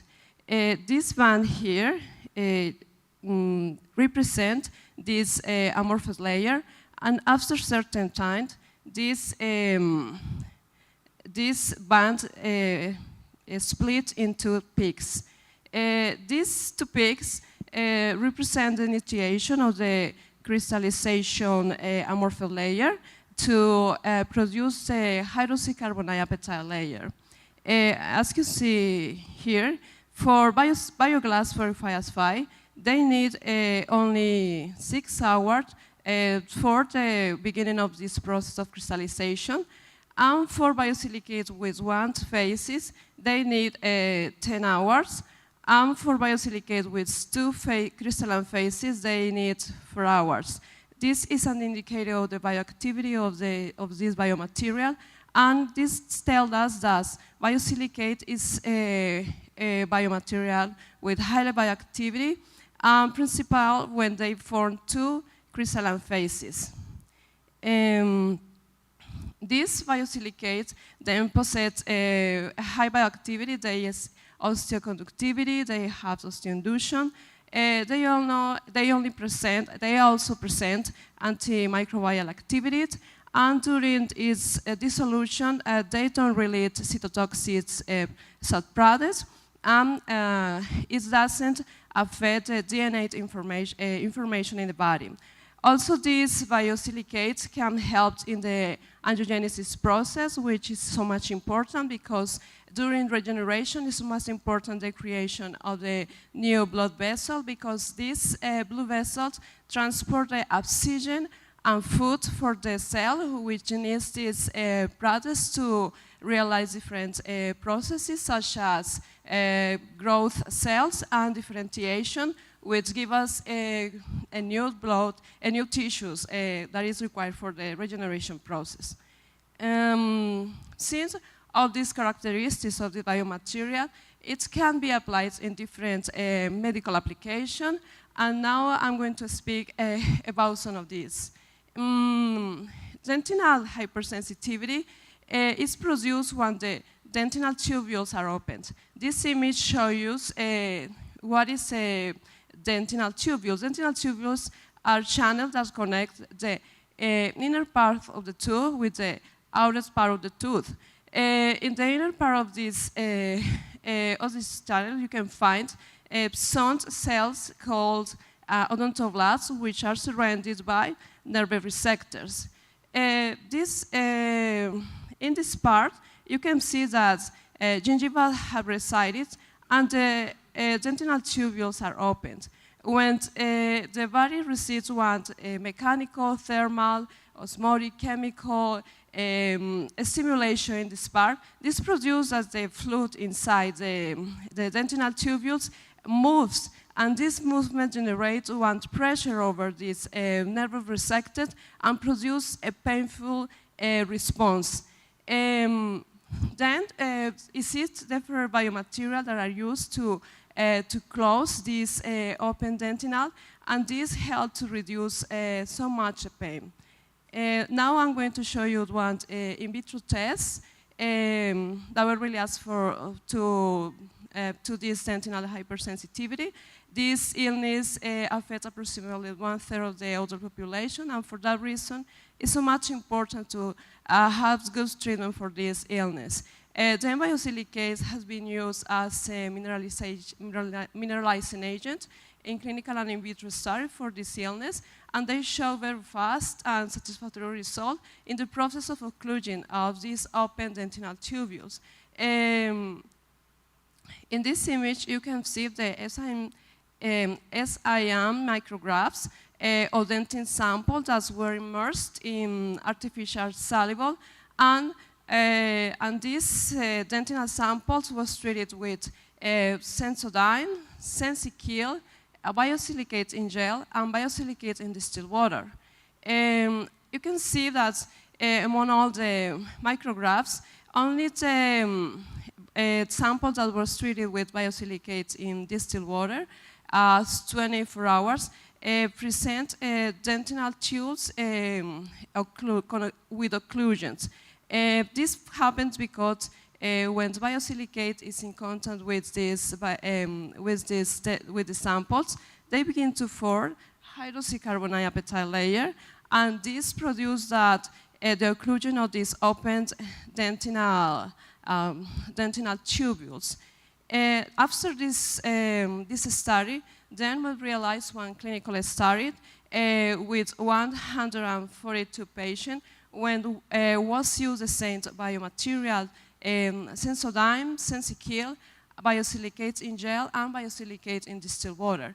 In this study, they found the pain that the patient feeling after the treatment, and they found that biosilicate mixed in distilled water diminished the pain in the very first period of the experiment.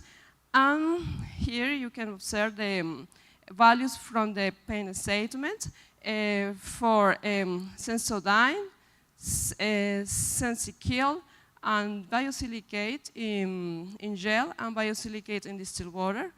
Biosilicate in distilled water was the biomaterial that presented the better results. And you can see here that in the first moment of the treatment, as a patient says that they feel one pain that is around 7 point, and after 6 months of the treatment, the pain in the patient has almost disappeared. Then with this information, you can see that biosilicate is a good treatment for this hypersensitivity. Also, this material can be used in the treatment of the middle ear ossicle chain substitution When one person has one ear infection, they can has problems with the hearing because this can cause auditory transmission loss, and sometimes it is necessary to replace the optical chain in the middle ears. Biosilicate has been used in this treatment to reconstructing the ossicular chain. Matsuda et al. Realized one in vivo test, putting this biosilicates powder in GNA piece to evaluate compatibility or toxicity. That is, one illness can be caused by certain medicines when in contact with the middle ears, and this produce a hearing reducing and problems with the equilibrium. And they evaluate also vestibular toxicity, that is a problem with the equilibrium and orientation in the patient. After 1 month and 3 months, they do not found any problem with ototoxicity or vestibular toxicity in the animals whose middle ears were exposed to biosilicate. After this treatment, then they fabricated orosilicate, that is one biosilicates prosthesis. They prepared 2 types of prosthesis, one to do partial ossicular replacement, another to do a total ossicular replacement. And this prosthesis was implanted in 14 patients, and this was implanted in 7. And they also used other prosthesis prepared with bond to realize partial ossicular chain. After the treatment, all groups showed improvement in the airborne gaps that show that the hearing was affected by the implantation. And then they conclude that orosilicate prosthesis is an effective substitute for ossicle, not only for its biological property, but also for its machinability. Then this confirmed that this biomaterial can be used for this type of treatment. Now I'm going to speak about a little the application of biosilicates and bone regeneration. During my PhD, I prepared some scaffolds using the replica technique.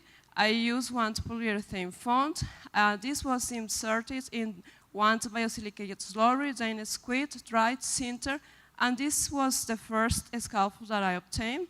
But this scaffold had the problem that its mechanical strength is so low, and for that reason it was necessary to infiltrate again this scaffold in one biosilicate slurry, but in this time using a vacuum. After this process, we obtained this scaffold that was named Bioglass 2P scaffold. This scaffold continued being so weak, and we need to realize several infiltration with other biomaterial that is named F18F. This bioglass then was infiltrated 4 times. The scaffold was infiltrated 4 times with this bioglass under vacuum, and we obtained this scaffold that was named Bioglass 2P F18. Okay, I realized 2 types of scaffold. The first was using one a sponge with 35 ppi, another using other foam with 45 ppi. This foam presents a smaller cell size, and here is the characterization of these scaffolds. You can observe here that is one ICN micrographs of the surface of the scaffold, and you can see the surface presents so many defects, and its surface is not homogeneous. After the infiltration with the bioglass, you can observe that the surface of the scaffolds presents one homogeneous surface, and almost all defects have disappeared. Also, this helps to increase the mechanical strength of the scaffold. Here, this is the strut of the scaffold. And you can see this shows one void. This void is produced during the sintering process because here in this part was the foam. And during the process during the sintering, this foam is burned, and this process leaves this hollow inside all the structure of the scaffold, producing that's the mechanical strength of the biosilicates being low. For that reason, we realized the infiltration under vacuum. The idea was that the pressure of the vacuum forced slowly get inside of this hollow and increase the mechanical strength of the structure. You can see here, this is the stroke after the infiltration with bioglass, and you can see here that this stroke was partially filled, and in these micrographs you can see that once hollow that was completely filled. This process will help us so much to increase the mechanical strength, and these are the porosity and cell types of the foam and the different scaffold that was prepared. And you can see that this was the first scaffold with the foam of 35 ppi, that is the foam that presents the bigger cell sizes. And after the infiltration, the porosity of this scaffold reduced to 83%, and they show want every cell size of 770 micrometers. To reduce this every cell size, we use one foam with a smaller cell size, and we obtained, after the infiltration of bioglass, one scaffold with a total porosity of 82, and one every cell size of 525 micrometers. Here in this plot, I will show the mechanical strength. That was one of the goals of the study, to increase this compressive strength. And you can see here that this is the first scaffold obtained without infiltration with bioglass. And they present one compression strength so low. And after the infiltration, this compression strength increased 50 times, which is considerably. And here I'm comparing the compressive strength for the two scaffolds after infiltration with bioglass. This is the scaffold obtained with the foam that have the bigger cell size, and they present one compression strength of 1 megapascal. And when I use one foam with a smaller cell size, the mechanical strength increased to 3.3 megapascal. Okay.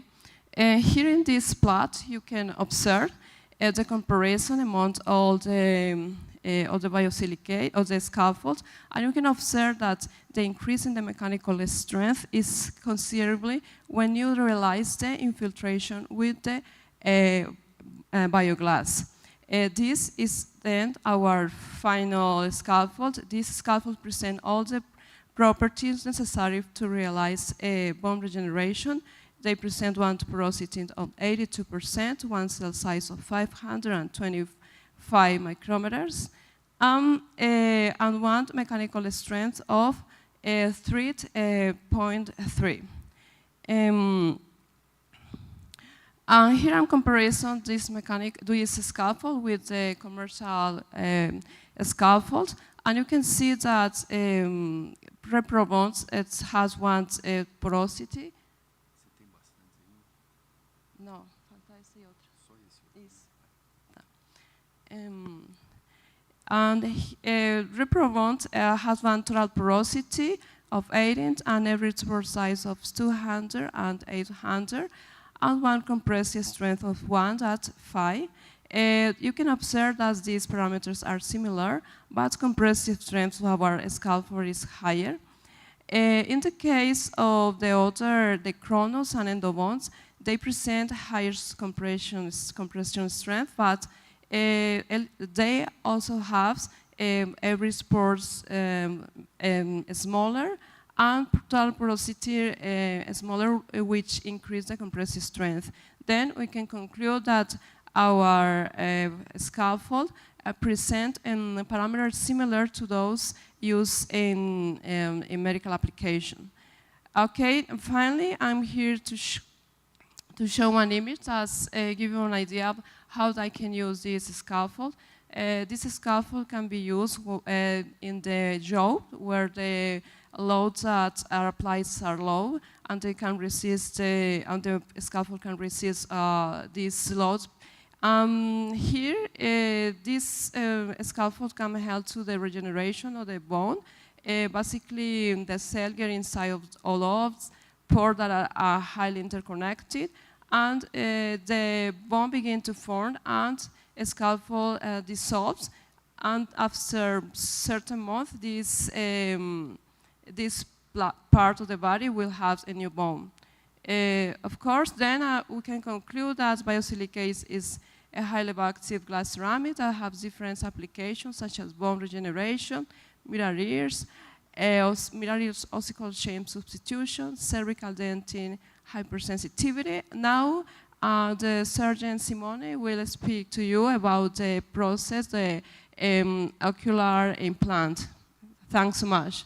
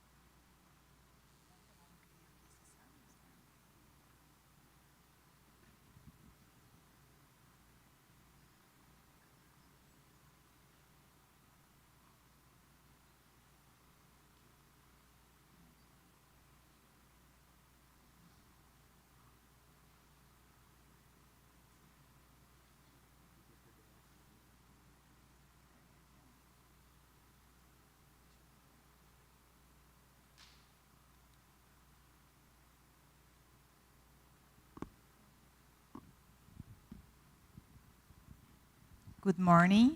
My name is Simone Melanie Brandão. I'm an ophthalmology doctor, and I show you some different things here, I know.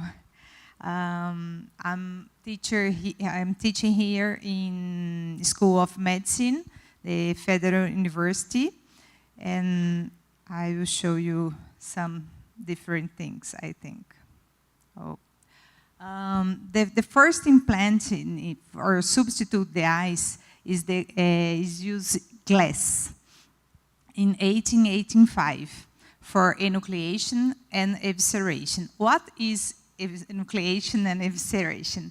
When the patient has some damage or some tumor or blind and have pain, we need to take off the eye, or all the eye, it's enucleation, or the content of the eyes, it's evisceration.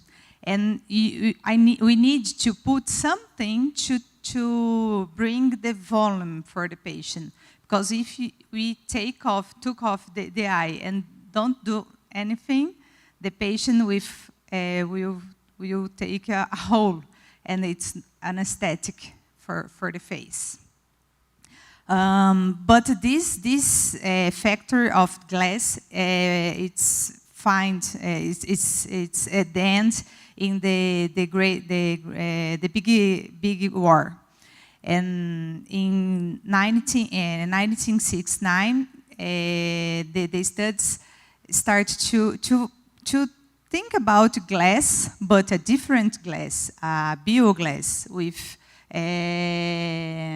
integration. And the studies in the medicine starts in these years, And the Bioglass is the first glass, the bioceramic, the biocompatible material to use in eyes. We start with experiment study. We study making surgery in rabbits. And we try to use two different materials, a bioglass that was using, and bioceramics. To these bioceramics, two kinds of bioceramics with different treatments. We operate and take the contours of the eyes and put these implants and follow these rabbits for study. And we saw that the bioceramic is very similar at Bioglass with great results. We saw osteogenic and geogenic hypotension. We saw that they control the infections, like antibiotic.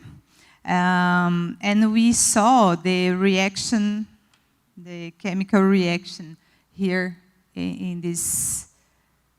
We saw that material, the material integrate with the bioceramic.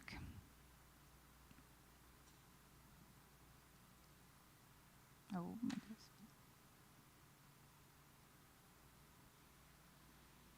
With these results, the good results in the rabbits, we decided to make a hypothesis for studying human. We think about conic implants because have some studies with conic implants. And why conic and not ball, like other studies?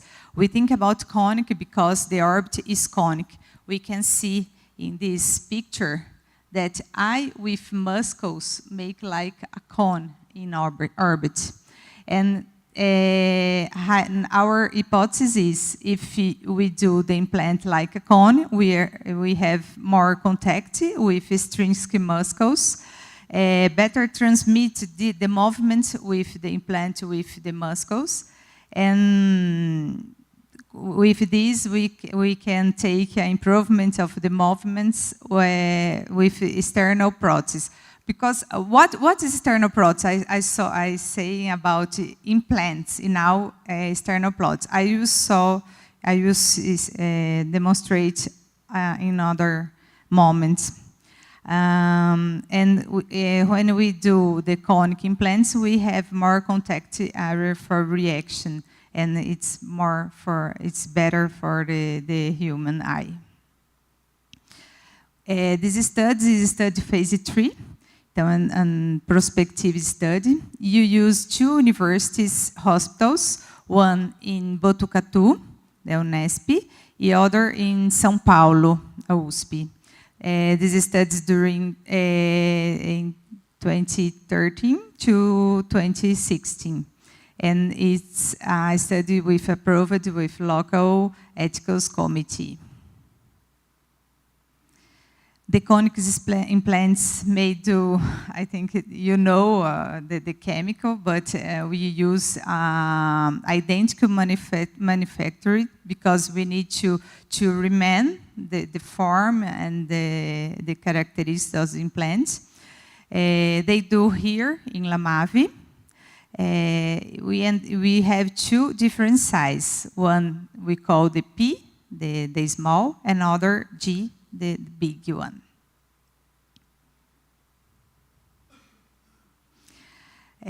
Our study, we decided if we need to do evisceration, enucleation, or if the patients have made this surgery, we change the implants. We followed the patients for see the evaluation of the orbit. We studied the preoperatory and postoperatory during 7 days, 30, 90, 120, and 180 days after surgery.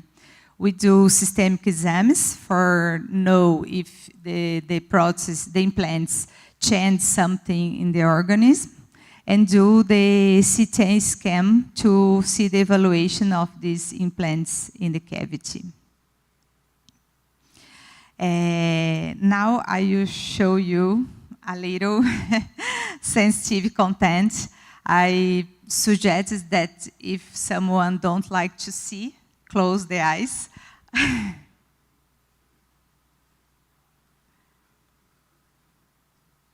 I hope it's, I don't know. Será que ele não vai? É vídeo. Ele abriu. E se a gente abrir a... Eu consigo aqui abrir no... Aqui ele pega a internet? Sorry, I will open...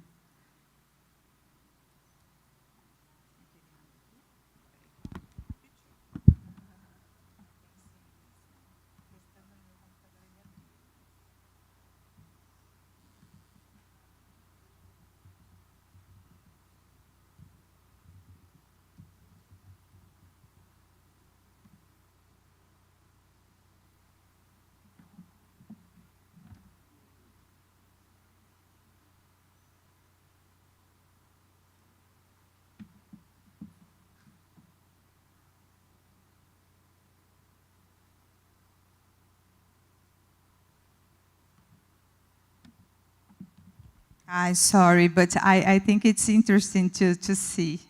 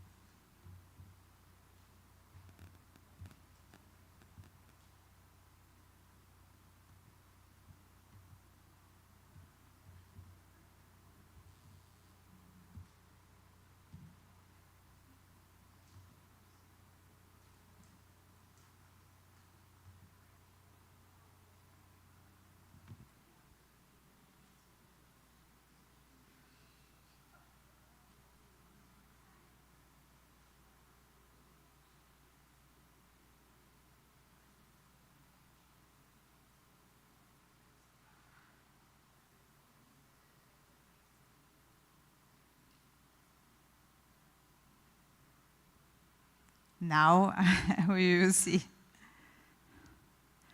Here is the eye, is a blind eye that the patient have pain, a lot of pain, and we decide to take off the contour of the eyes, and we take off everything and remain the sclera, that this is structurally white that we can see. And we need to create a space to put, and after suture. I accelerate the video because it's... and we can see that we can remain the static, the volume to continue the treatment. Here is the process. I say about implant that need remain the volume, and after the patient stay good after the surgery, you need to put the prosthesis, and the prosthesis will be like a static face. You can think, why don't put only this? If I don't have the volume in the eye, I can't put the prosthesis. Here are some pictures. The first one here, it's the preoperatory. You look, the eyes it's not static and have pain. We made the surgery, and here with the external prosthesis. Another case, this patient have glaucoma and have a lot of pain. We decided to take off the eyes and put the implant with biosilicate, and here after with prosthesis, and we can see the movement. The patient can look at the directions and have movement. Here is CT scan. We can see the prosthesis inside the eye, and if we compare the space, it's very similar. And this material is a good material for use this because it's an inert material. Don't cause infection in this city. The initial, we have a very important inflammatory reaction, but we see that it's important to create a contact with human tissue and the material. The bioactivity binds to living tissue without fibrous layer forming to separate from tissue. When we finish this study, it's have a good development, and I think in 2 days I have a lot of emails and contact, and it's very great for us. Here I will put a report of Brazilian main newspaper. I don't know, I think it's not, não vai ter o som. The sound. It's in Portuguese. I try to put a legend, but I can't do this. But here you can see the patient that we operate, made surgery.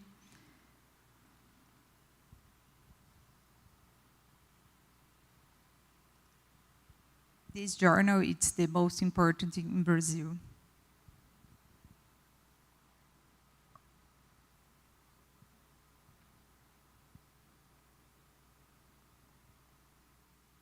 Diminui as chances de rejeição, e tudo por causa de uma...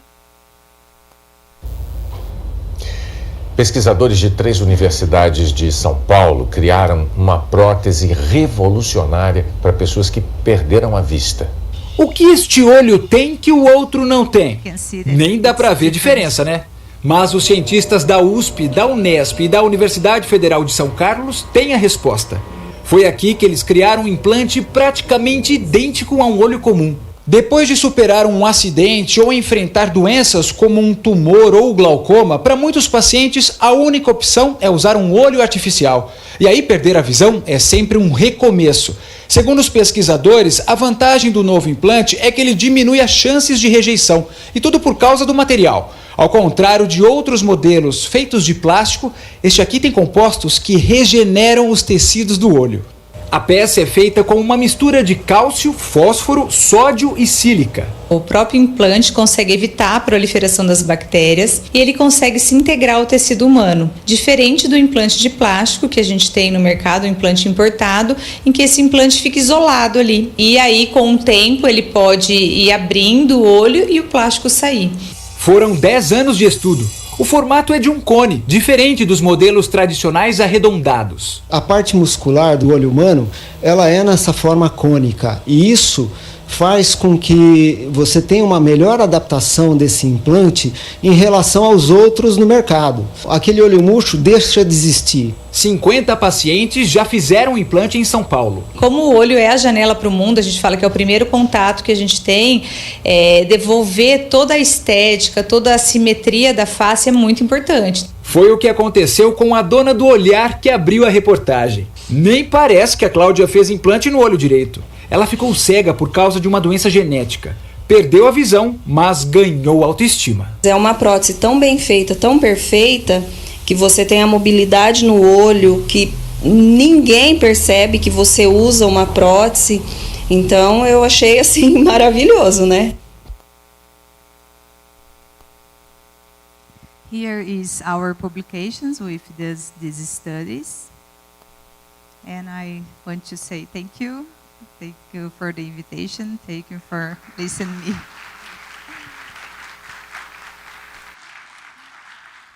Thank you very much, Simone.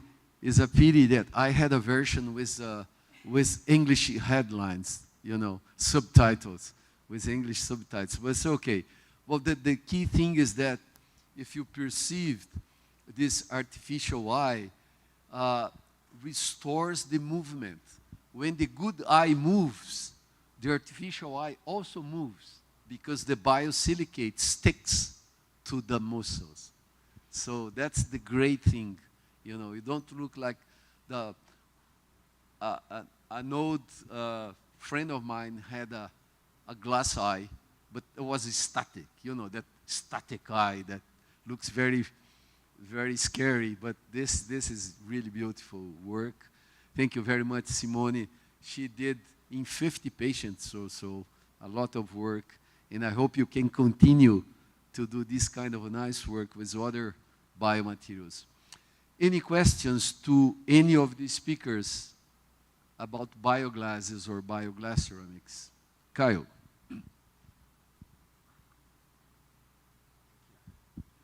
The biological part is great, but I don't understand anything about it. So I'm going to talk about what I kind of understand. I know that during the talk, you guys hit on the key about mechanical properties. And the crystallization was one way to try to improve on those mechanical properties, right? Were there any other techniques applied, or can they be applied to improve the mechanical properties, such as just tempering, ionic exchange on bioglasses, and so on? And if they can, or if they cannot, why not?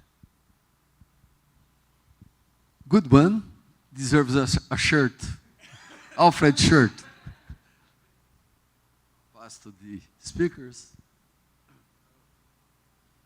So, if you think that all the reactions come from the surface, if you have some ion exchange, you lose in one day, go out your treatment. Tempering, it's hard to say because not increase the K1C may be in the flexural strains, but not the K1C. The problem is K1C.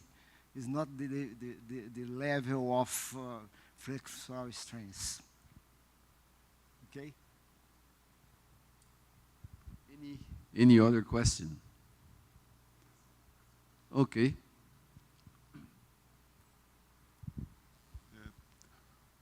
I'm curious about the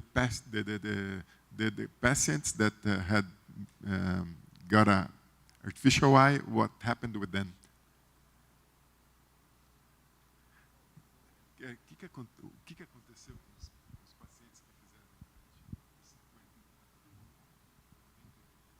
fizeram? He is asking, Simone, if all the patients are in good shape, all the patients that you have treated, they're all okay, or some of them had some problems after the surgery? During the study, we have only one case that the implants take off, but it's very quickly. We operate, the next day they take off, the implants go out. But we think it's more related with technique of surgery, because we need to use, all the patients don't be operated for me. We have studies, residents to do the surgeries.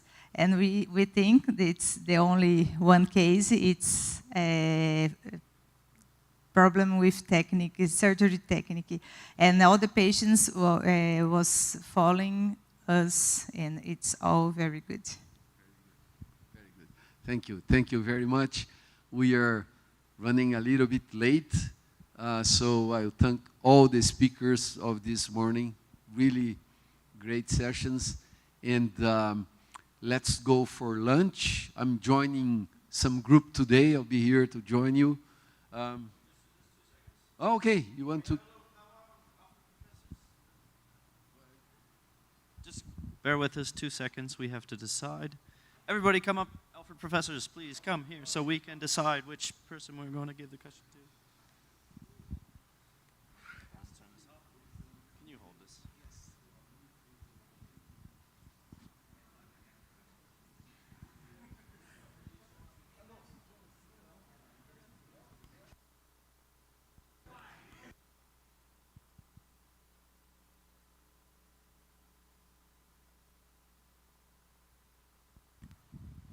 All right. So the lucky person who asked the best question this morning was Vinicius.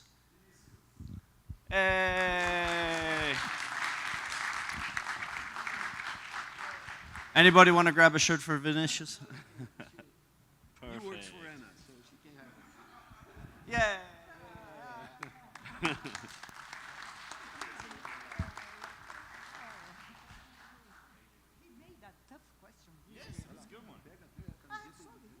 Yeah, we'll get the right thing.